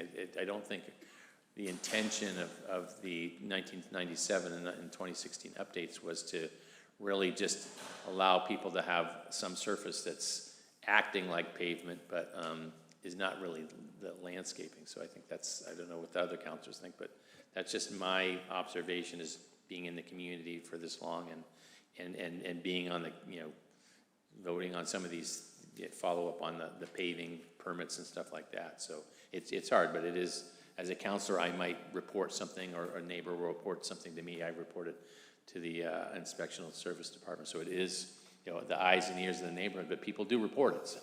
So yeah. Okay, Councilor O'Malley or Linehan, and then Stephanie Stone. Yeah, just really briefly, I wanted to respond to that. I absolutely get a lot of neighbor complaints. I think you'd probably be surprised how often people call in paving in particular, which surprised me as a counselor, but I don't mean to beat up the Clifton and Summer Street one, but that probably, when did that get done? Maybe 18 months or 2 years ago at this point. I still get calls from people that live in the area asking, like, when is the tree going back? Like, when are you gonna make them, like, it's done, you know? But people are very upset about it. They don't like to hear that we've exhausted what we can do there, and that what they've chosen is rocks, and that it's not going back to the way it was. People just don't like the way it looks. They feel that it drags the look of the neighborhood down.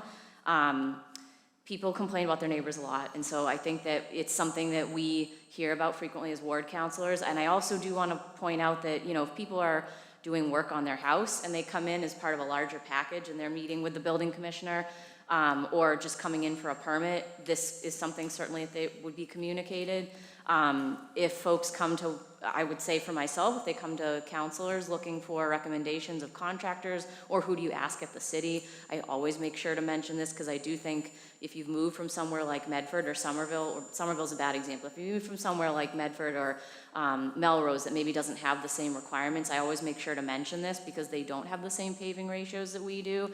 And then the last thing I will say is the mayor meets with the real estate community, I think monthly, and when we pass ordinances like this, that is immediately communicated to realtors, so that when they're doing transactions of selling houses, they make sure that this is something that they're telling both sides of the table, so that they know, if you're buying this and you wanna, like, say it's a two-family and you're hoping to pave part of it to be able to offer a parking space to rent to help with your income, don't be thinking that you can do that because you're not gonna be allowed to pave more of the yard, that type of thing. So I do think that we have a lot of opportunities to let folks know about that. It is hard to get the word out. There are new companies popping up all the time that maybe don't know. You don't necessarily have to, maybe not everybody understands that you need to come in and get a permit to pave a driveway, but we do the best we can, and I think the word does get out there pretty well. Thank you, Councilor.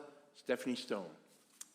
Yeah, I definitely agree with the ambiguity around, what constitutes something that you're not supposed to do or do. And it seems like, generally speaking, probably paving is pretty straightforward for a lot of people, like in terms of it's meant to probably be for parking. And if you're talking about, like, these regulations are about parking and open space. So you could think a pavement is probably intended for parking. Maybe a patio, though that sounded confusing to me. Like, oh, you could have pavement that's supposed to be a patio or not. I know people would probably be confused by that, but let's assume most of it is probably used for parking, in which case you're regulating parking. And then if you're also concerned about having open space, then you're saying it has to be at least 50% open space. But to me, to regulate within that, for an aesthetic reason, doesn't really make sense to me, unless you're in a subdivision. But, so I'm not really understanding the aesthetic reasoning. I don't understand why crushed stone was okay up until now. And it seemed like it prevented erosion potentially. I'm not seeing like the reasoning behind crushed stone being something that you shouldn't be doing specifically. I think some people may see it as like a more affordable option in terms of maintenance, and you're not using water to water your lawn. So I think people might see it as that. So that's where I deviate from this, thinking it's not, that is not about open space, it's not about parking. Certainly you can't put down crushed stone for a parking space. But again, yeah, that is kind of ambiguous. Like, how do you define what someone's intent is when putting in crushed stone or pavement as far as like open space versus parking? Okay, thank you.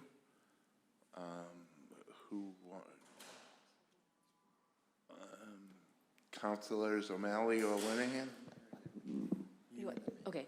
No, I think that's a super important point. And again, I think because we've been focusing on the Clifton one, where the complaints are that it is ugly, that is actually not the right thing to focus on. To be clear, the reason that we want to get rid of the crushed stone is because people park on it. They put it down saying that's my aesthetic choice, but then they park on it. And so then we end up coming back and forth saying you cannot park on your yard. And then they say, well, it's my landscaping, I'm not parking on it. But we see the tire tracks on it, right? So then it becomes this inefficient thing where the city has to go back and forth with them a lot, and it is functioning as a parking space. And so we're just playing games, and we're allowing this to happen over and over. So we're trying to keep this exception from being allowed to keep recurring, because the problem is that it's pervious and that it's polluting, and we don't want cars parked on yards, and that's essentially what the rocks are allowing to happen. Yeah, and the two things for me in terms of like aesthetics. So Malden has one of the lowest protected open space in the Commonwealth, and we are almost entirely in a heat island.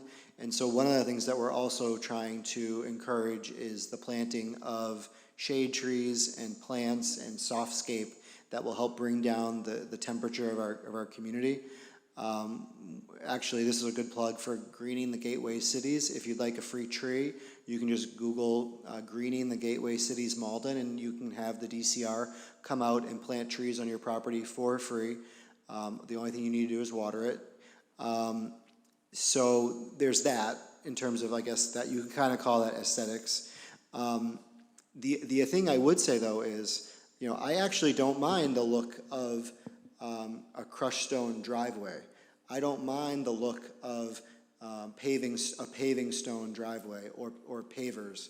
But the problem is when, like Councilor Linehan said, you're turning your front yard into that and pretending it's a yard but parking on it, and eliminating the open space, increasing the heat island. That's kind of what we're trying to address. I heard tonight that it sounds like the way our ordinance is written for parking, it has to be asphalt. Maybe that's something we look at in the future to maybe allow more types of different parking surfaces. That maybe would help this too. But the first one was to try to stem the loss of open space while also trying to keep the temperature down. Thank you, Counselor. Diane Chua. Well, they kind of touched on what I was going to be asking is, so you're requiring all asphalt driveways because you wanted to get rid of crushed stone, but you just said that you wouldn't. Like, you're going to look into, you know, having the crushed stone or the pavers, because I remember 20 years ago, though, or even 10 years ago, we were telling people we wanted pure, permeable, and they did crushed stone or they did the pavers. Now we're saying no.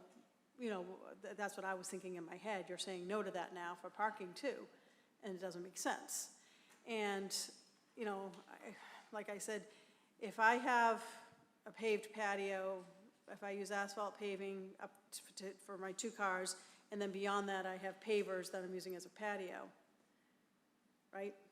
But then wintertime comes and I park in there. Is that gonna, like, those are the types of things that I'm thinking that's what people are using it for.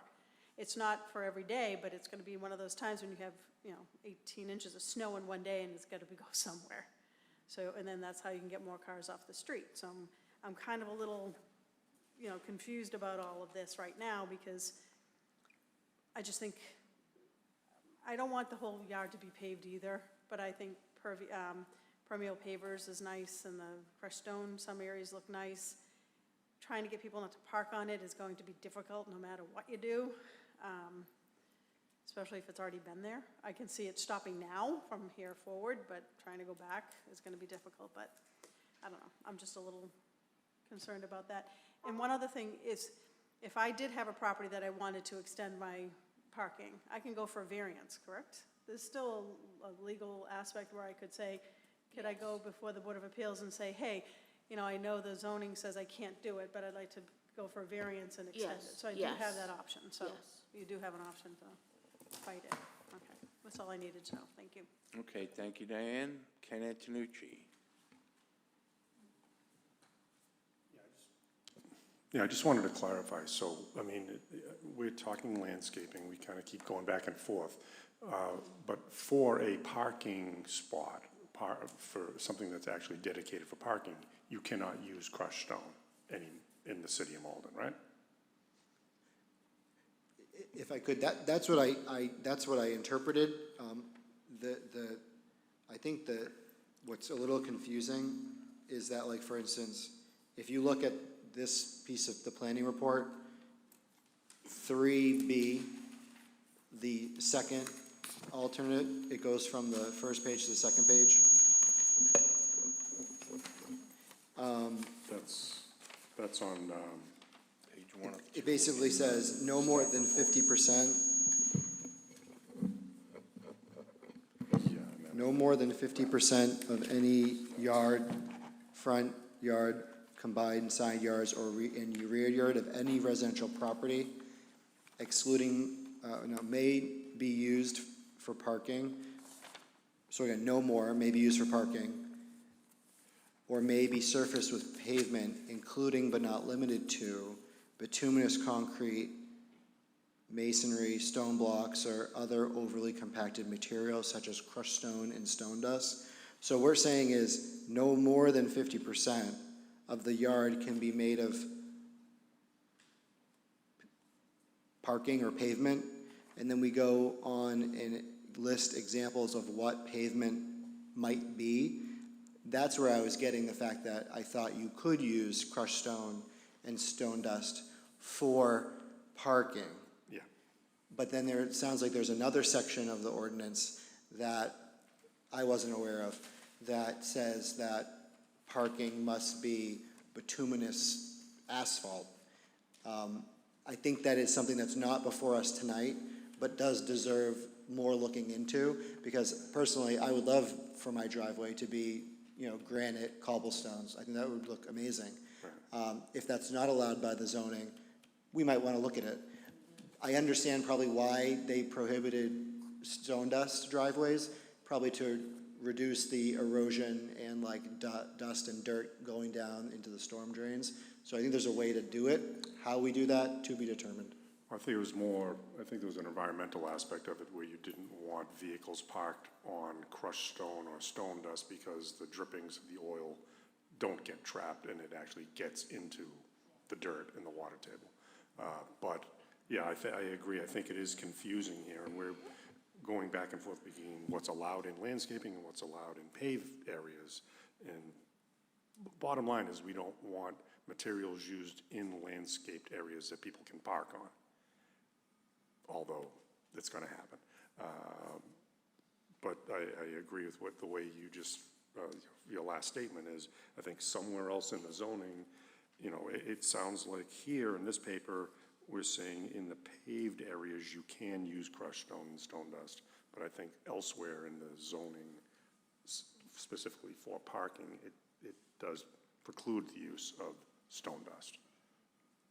So I think, again, it's not what's before us tonight, but it would be worth looking into because it's contradictory.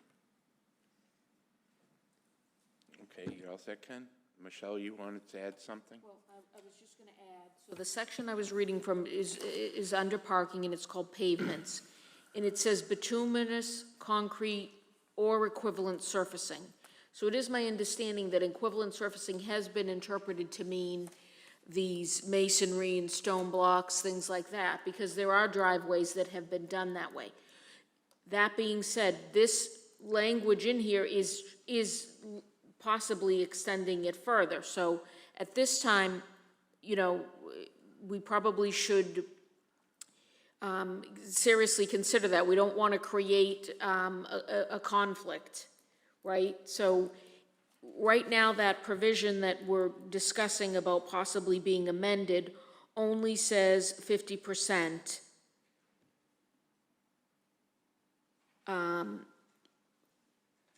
may be paved. Okay, it says 50% shall be devoted to a lawn and or landscaping area, not paving. Okay, we've expanded that, so we're trying to now define what do we mean by landscaping, what do we mean by paving. So part of my recommendation will be, to eliminate some of that, because until we're ready to do that, I don't want to knowingly create a conflict, okay? So I'll adjust the recommendation to make that. But my question, or my other comment I wanted to make is we are talking about two different things. So paper 153 specifically was talking about paving, parking areas, whether they're off standalone parking lots or parking that goes with residential uses, or parking in general, okay? Parking that goes with a use, though, there's a building. When the building commission, I saw that it started to weave in open space requirements, that's why we suggested, so that was paper 153, we suggested language for paper 186. So 186 also looked at that particular paving of your yards provision, and then also made recommendations to do with the usable open space requirements, which is what Risa was just asking about. We did that because we were trying to take some of the ideas the counselor had and move them into the proper section. After all this discussion, I'm not sure that, we're ready to do that at this time, because of the confusion and the questions that are coming up. The understanding, of course, is we're trying to not allow landscaping to be places you can park. So we don't, but that being said, there are exceptions the council made. Maybe you want crushed stone for walkways, maybe you want crushed stone for small drainage areas, and I'm not a fan of the Clifton Street either, but maybe the people that live there like that look. It's like the Zen garden look, or, you know, it's like that certain look to it. It's not green and weeds and you know, maintenance, it's a different maintenance. So I think we are getting into like the aesthetics by when we're saying landscaping. The next people that own that house might take all the crushed stone out and put trees in, you know. So I think it is gonna be hard to enforce and monitor. The other thing I wanna note is the recommendation includes remove the provision that requires the open space be visible to the public. And the idea behind that is, it's one thing if it's in your front yard, but what if you want to fence in your side yards and rear yards? It's not going to be visible to the public. So I don't think that's, I don't think that should continue in there. But I am questioning whether landscaping, how we define landscaping. It's one thing to say we wanted to prevent erosion and allow on-site filtration. I'm not sure we should get so detailed as to say it shouldn't include this type of stone or that type of stone. Maybe it can just say it may not include overly compacted materials that would allow parking or something more general like that. That being said, you can park on grass, you know, you can park on a lawn too, so I'm not sure where we're going with that, but. I don't think you can, that's where I was going with the crushed stone, but we're like confusing what's allowed in parking, what's allowed in landscaping. We're trying not to allow people to park on landscaped areas, but I don't think we should limit the materials that you can use, because some people have different aesthetic tastes. But if we just stick with make it simple, it's, you know, maximum of 50% can be paved, and we can define under the paving part what is paving. Because again, I think, and I don't know where it is, but somewhere it says that you cannot park a car on crushed stone or stone dust or grass or whatever. I don't know where it is. Well, it's that pavement section. It says all areas subject to wheeled or pedestrian traffic and parking shall be adequately drained and paved with bituminous concrete or equivalent surfacing. Right, That's define- where you get that's the out, problem. right. This is equivalent surfacing. I mean, you can use, like Councilor O'Malley was saying, cobblestone. You know, that's not that's not asphalt. That's not similar, but it's, you know, stone. You can use permeable paving. You can use pavers. You can use the lattice concrete that has grass growing in it. It's hard if you start picking and choosing individual things that you can and can't use. So I think this needs to be looked at a little better. Okay, thank you, Ken. Stephanie Stone. Michelle just talked about it. I was going to ask about Section E, if that's what that meant, that all parking had to be on bituminous material or the equivalent. Okay, so she answered Yeah, your question already? Thank you. Diane Chuha. Yeah, I was going off of what Ken said. I don't want it to limit too much. And I know, you know, cobblestones and pavers, those are beautiful, but they're expensive. Malden's not that expensive, so, you know, I like the crushed stone idea for some people, or the asphalt. I'd still like to have that being a way of putting in your parking, because, you know, it's all well and good to have these beautiful things landscaped and looking beautiful, but it's very expensive to pave your driveway, you know, with pavers or cobblestones. All well and good until you have to foot the bill. So I'm just, you know, don't go overboard. Especially, you know, any person, any new construction that's going on, yes, they're gonna abide by the rules, but to sell that house, they're gonna have to jack up those prices big time if they have to put in pavers and cobblestones. So just Okay, thank you, keeping that. Diane. Ken Antonucci. Yeah, not to circle back to the paving part, but, you know, it's like, you know, Diane mentioned, you know, we're certainly, Malden is a different demographic or economic zone than other areas, but I was up in like Manchester by the Sea today. A lot of homes up there have crushed stone driveways and stone driveways, so it's just kind of weird. I think we need to define what we're going to allow. I mean, if we're truly gonna disallow, like crushed stone or, you know, or just stone for driveways in Malden, I think we should make that clear, but I don't think any of this really addresses that. Okay. Who is, Counselor O'Malley or Counselor Linehan? Yeah, I think, so based on what Michelle had said, it sounds as though we have that or equivalent surface that allows paving stones, that allows a crushed stone driveway currently. And we're not looking to change that. We're only just looking to prohibit that in landscaping areas. So again, what is allowed in parking is not being changed. We're only changing what is allowed in the landscaping area. The reason why it's a little confusing here, like 1, 2, and 3, our off-site parking areas are required to have certain landscaping.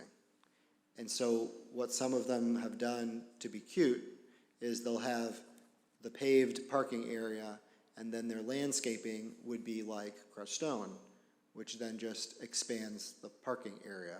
And so that's what we're trying to prevent. We're trying to keep parking where parking is, whether it's asphalt, concrete, pavers, or stone dust in the parking area, and we're trying to keep the landscape area separate. It's hard to do when the materials all look like a driveway. That's kind of what happened at the corner of Summer and Mountain Ave. I know it's confusing, and I appreciate your patience, and these have been really great questions. And it sounds like regardless of where this ends up tonight, we have a little bit more homework to do also to clarify stuff and make sure it's effectively communicated to the public. And we were even talking about how can we better communicate these changes, and maybe what we could look at is, you know, maybe quarterly when the water, or monthly, or however, when the water bills are going out or the tax bills are going out, maybe we should be sending out, you know, notable zoning amendments or notable things that you should be aware of. Don't forget to get your paving permit, things like that. Thank you. Okay, thank you, Counselor. Any other questions for Michelle? Or the Ordinance Committee, anyone have anything? No, if there's nothing, why don't we start with taking anyone that would like to speak in favor of this council paper? Anyone to speak in favor? Diane, do you have anything to read in favor? No, I don't. Thank you. Seeing and hearing no one that would like to speak in favor, declare that part of the hearing closed. Anyone who would like to speak in opposition? Anyone in opposition of the council paper? Diane, anything to read in opposition? No, I don't. Thank you. Seeing and hearing no one that wants to speak in opposition, declare that part of the hearing closed. Michelle, do you have anything in general to read in? No. Okay, very good then. Can you take us through your staff report, please? Yes, this is a report dated May 14th, 2025. I won't read it verbatim into the record. It's being incorporated herein by reference to the record. So I think we've gone through the amendments. I'll just do a couple highlights here. So again, in terms of paper, and we should take two separate votes. The board should take a vote on paper 153 and a vote on 186. I combined them in the same report and recommendation since they were related. So regarding paper 153, first part of the paper has to do with the regulations for off-site, off-street parking lots. Those are the standalone parking lots. And those are updating the landscaping requirements for standalone parking lots, specifying which materials may not be used, and prohibiting parking in landscaped areas. Second part of paper 153 is regarding the general off-street parking requirements that are landscaping requirements for non-required yard areas. Again, these are in the parking requirements. So as proposed, they eliminate the option of using crushed stone, specify materials that encourage on-site water filtration, and specify landscaping shall not include overly compacted materials. And I didn't mention, but you have in the package, you have the copy of the amendments here. You have the suggested language, and then you also have what the current provision looks like and what the provision, the new language that's proposed. Then the third part of paper 153 proposes another amendment to the parking requirements, which is this provision that deals with front yards, side yards, and rear yards, and the minimum 50% being devoted to lawn and or landscaping area, not paving. So that's paper 153. Paper 186 also proposes amendments to that same provision about paving no more than 50% of the yard areas for these residential uses, and then also proposes an amendment to the usable open space requirements for all districts. So, application and exemptions, the amendments would apply to new construction, new use and occupancy of existing buildings unless exempt by city ordinance, the express language of the amendment, state law, or the State Permit Extension Act. The effective date would be the date of the council's vote to ordain the amendments unless otherwise specified. The council would need to act on the amendments within 90 days after this public hearing closes, otherwise a new public hearing would need to be held. If the public hearing closes tonight, May 14th, the final day for action is August 12th, 2025. So you are making recommendations to the city council. This is an advisory recommendation, and I didn't mention on the other papers, but what will happen is after this hearing, you have 21 days to make the recommendation. Presuming you make the decision tonight, I will put your recommendation in writing and send it down to the full council, who will consider it. So your review and recommendation of the changes should be directed by substantive planning objectives, community need, and general welfare. So the recommendation is prepared prior to the public hearing, and these are the recommendations that the planning board would recommend to the city council. So the first has to do with the proposed amendments of the regulations regarding off-site, off-street parking lots, as proposed in paper 153 of 2025. What I'm going to, originally the recommendation was as, that you recommend as proposed.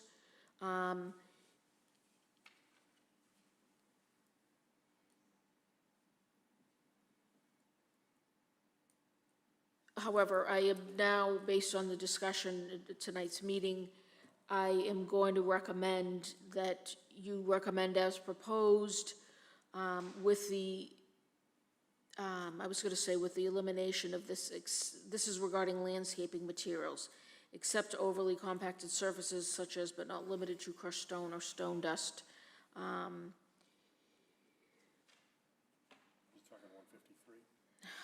This is 153, but this is the provision that only applies to landscaping of parking lots.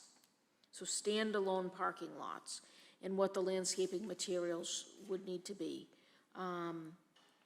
So the proposed amendment is that the language is going to be added in that says the landscaping materials except overly compacted surfaces, such as but not limited to crushed stone or stone dust. So that recommendation, I'm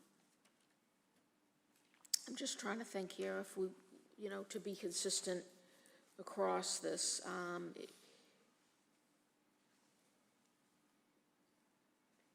I was going to be recommending that you not specify landscaping shall not include overly compacted materials. But you know what, I think I think the original recommendation will stand. So approval as submitted. The council, I'm sure, is going to discuss this. So again, this, as written, landscaping for these off-site parking lots would not be able to include overly compacted surfaces. And it lists crushed stone, stone dust. 2, approval of the amendment of Section 1220.020I5, which is general off-street parking requirements.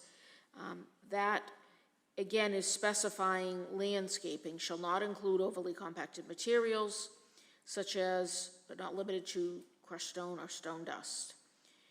Parking not allowed. So that approval as proposed. Third part of the recommendation is disapproval of the recommendations regarding that subsection I-12, which is the paving of the front yards. The, as proposed, recommending disapproval. So that's as proposed in paper 153. So I don't know if you want to stop there. Yes, if we could stop Yes. there to try to keep things separate and That's separate. understandable. Right. Is there a motion, or does anyone have any questions? Ken, you have a question? No? Okay, is there a motion? Yeah, Mr. Chairman, I'd like to make a motion to approve for City Council Paper 153 of 2025, Sections 90.B and 20I5, and disapprove Section 20I12. Okay, is there a second for Ken's motion? Which, for clarity, is exactly what Michelle has written here for a planning recommendation. Is there no second?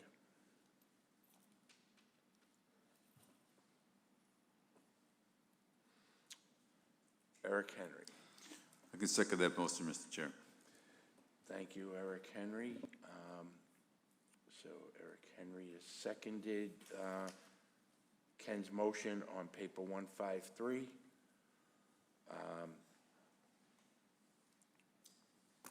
So let me know when you're ready to. Yep. So this is, a yes vote is to approve in part and disapprove in part, as was stated in the recommendation dated May 14th, 2025, subsections 1, 2, and 3 of that recommendation. I won't read them again. So it's approval of 1 and 2. The third item is the disapproval. Yes. Okay, so yes vote is to approve in part and disapprove in part. Ken Antonucci? Yes. Diane Chuha? Yes. Tawadej Geber Selassie? Yes. Risa Gray? Yes. Patrick Hayes? No. Eric Henry? Yes. Stephanie Stone? No. Ronnie Raj Verma? Yes. Chuck Ioven? Yes. 7 to 2.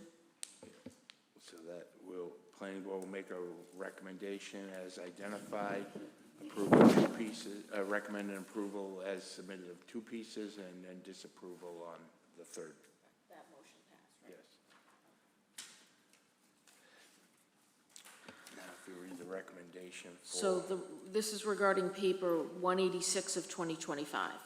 So the recommendation is approval of the amendment of 1220.020I12, general off-street parking requirements, as proposed in City Council Paper 186, 2025. But I'm going to amend what's written here. So it will read no more than, because there were a couple options in there. So this is what the recommendation: approval as proposed as follows. No more than 50% of any individual yard area, front yard, combined side yards, and rear yard, of any residential property may be used for parking or may be surfaced with pavement.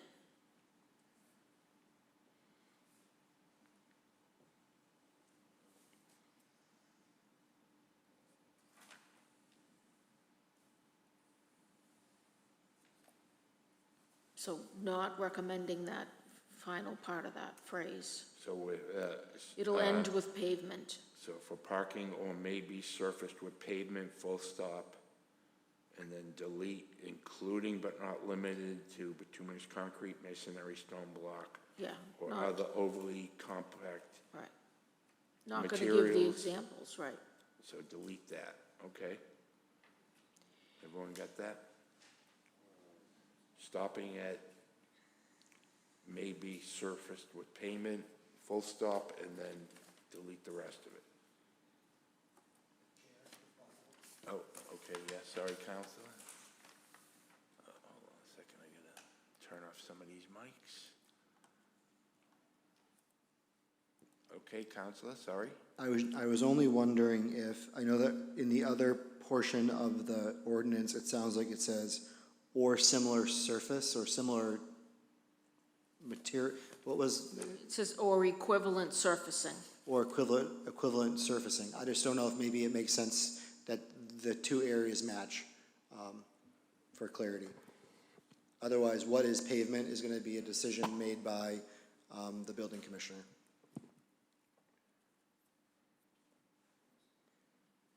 I mean, I think it's fine if you put it in, otherwise I think he's just gonna refer back to subsection E, pavements, and that's where it says bituminous concrete or equivalent surfacing. I think he'll go back to what pavement is in the ordinance.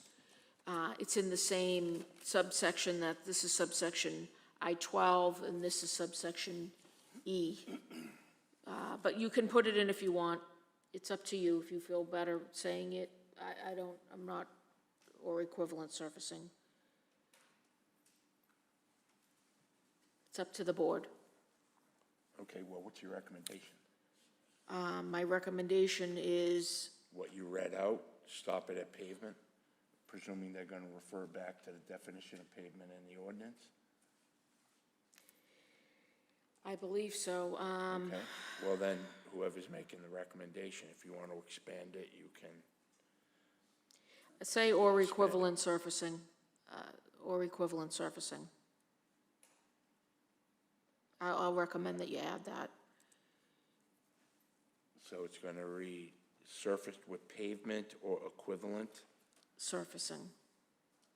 Pavement or equivalent. I mean, you could ask the building, he's the one that's gonna be interpreting it, not me, so I don't know if you want to ask him. He's hearing this discussion, but he may not always be the building commissioner, so I'm not sure. Mr. Miller, do you have a moment that you can come up and give us some guidance on how you might interpret this wording?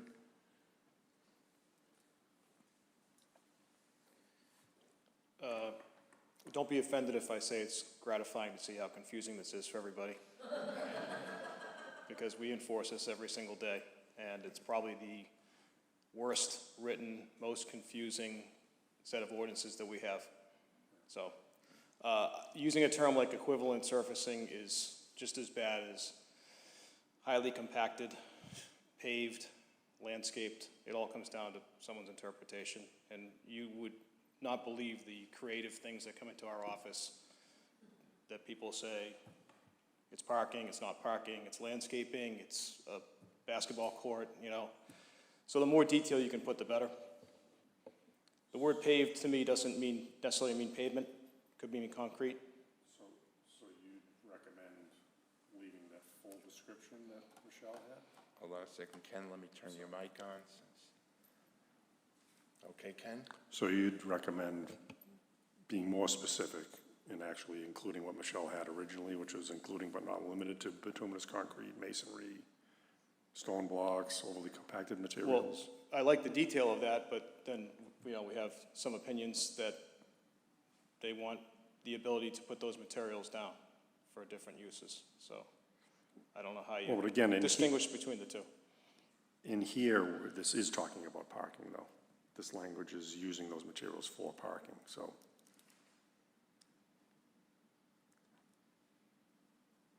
I think any material that you're okay with people parking on, you should list specifically what that material is. And if you use generic terms like pavement Or equivalent. highly impacted, highly compacted, or impervious or pervious, you start to run into, you know, people's opinions and creativity.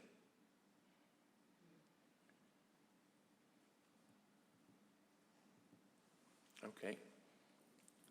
Thank you, Mr. Miller. And I will note, the building commission, I did work on this language, so we did originally agree to it. It was just during the discussion, I was thinking maybe we shouldn't, but you know, we worked on it and we both agreed with this language originally, so I'm fine if you want to keep the original language in as well.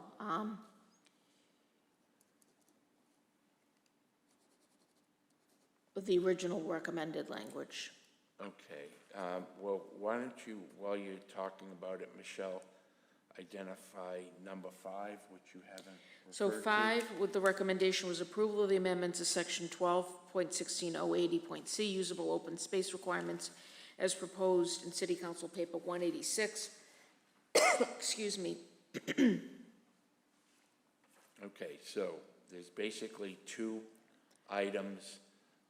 Michelle's recommending approval of the off-street parking requirements, but we need to wordsmith on the what's to be included, and we can do that as part of the motion. And the second part appears to be simpler, saying approval of the amendments on usable open space requirements as proposed. Okay, so Ken, do you have a motion? Yeah, well, actually, I just have one more question, just on the language. Michelle, I just want to make sure I understand it, where you have no more than 50% of any individual yard area, front yard, combined side yards, and rear yard. I just want to make sure I understand what combined side yards you mean. If it can be 50%, like you could occupy on the left side of the house the entire thing with paving and parking, correct? As long as it doesn't exceed 50% of the 2 combined areas. I guess it's confusing me why it's called individual yard areas, and then in parentheses, it's combined side yards. Just want to make sure I understand what you mean. Yeah, it's so that you could potentially have a driveway on the side of the house. On But one keep side. in mind, people don't always have equivalent side yards.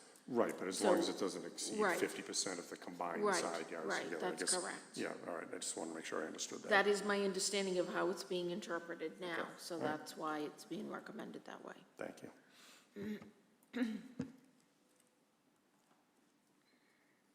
Okay, is there a motion? Ken Antonucci. What a coincidence.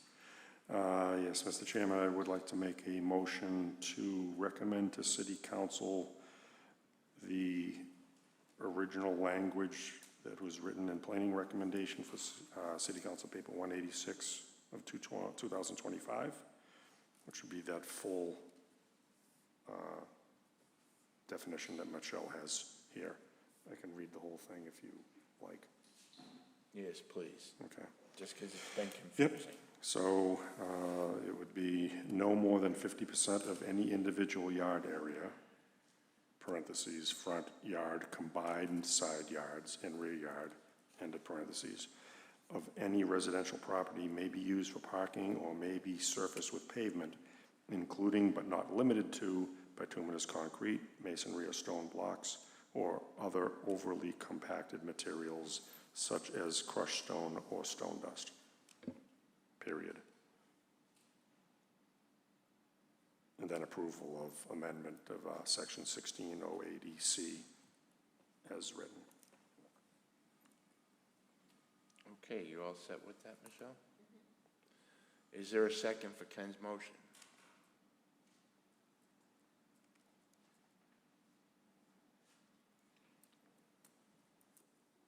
Eric Henry. Yes, Mr. Chair, I second that motion. Thank you, Eric. Eric seconded Ken's motion. Now, okay, go ahead. Ken Antonucci? Yes. Diane Chuha? No. Tawadich Gabrasalasi? Yes. Risa Gray? No. Patrick Hayes? No. Eric Henry? Yes. Stephanie Stone? No. Ronnie Raj Verma? Chuck Iovan? Yes. So that's 5-4, that motion passed. For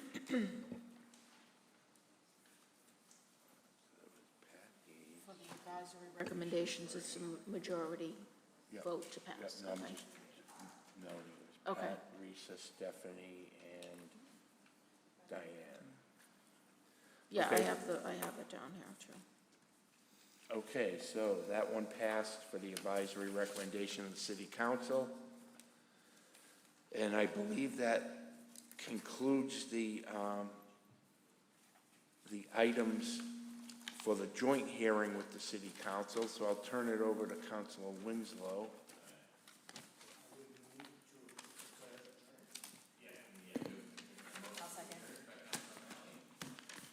Second by Councilor Linehan. All of those in favor say aye, so we're adjourned. Thank you. Thank you, councilors. Thank you. Take care. Have a good evening. Mr. Miller, thank you for your help. Okay, we got a few more items to do. Yeah, and just so for the board's reference, when I make the recommendation in writing to the city council, I do indicate what the vote was. So they will see that it was 5-4, yes.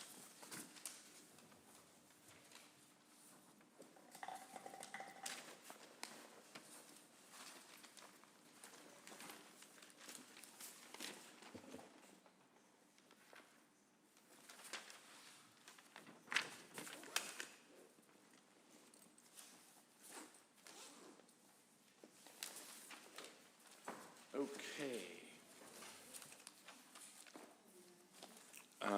Ronnie, do you want to give us an update on the CPC?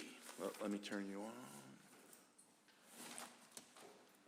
So due to technical difficulties, we didn't have our meeting last month because we couldn't form a quorum through issues with Zoom. So we don't have any updates from last month.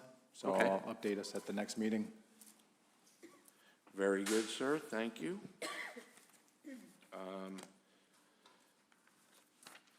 Okay, Michelle, next item is the master plan activities and open space and recreation plan.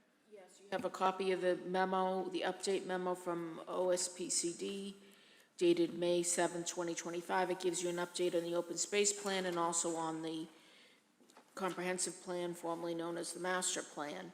I will note that it does look like we're wrapping up with the open space plan, so, excuse me. You should be seeing a copy of that soon.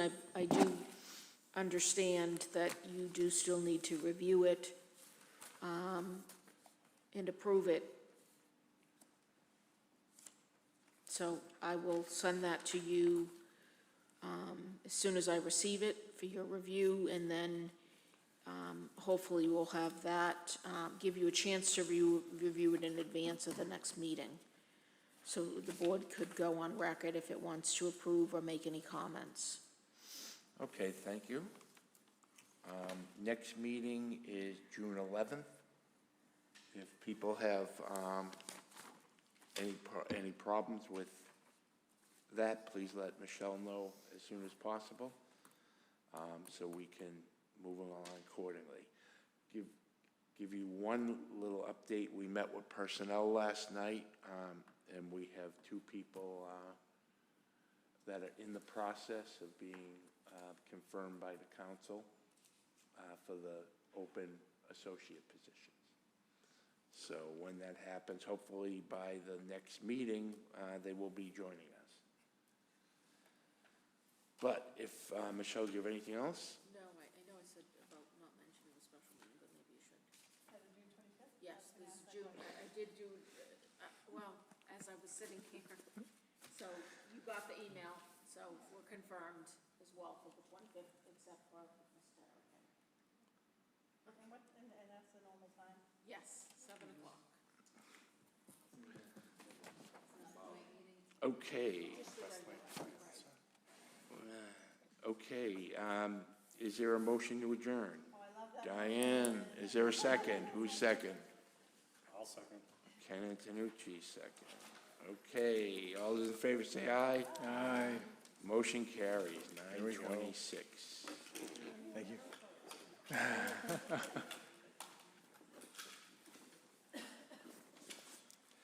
Okay, thank you all very much, especially that last one. Yes, Yeah, that was a long one. That was a lot of parking talk, wow. Jesus. I I don't know if I fully understand parking still.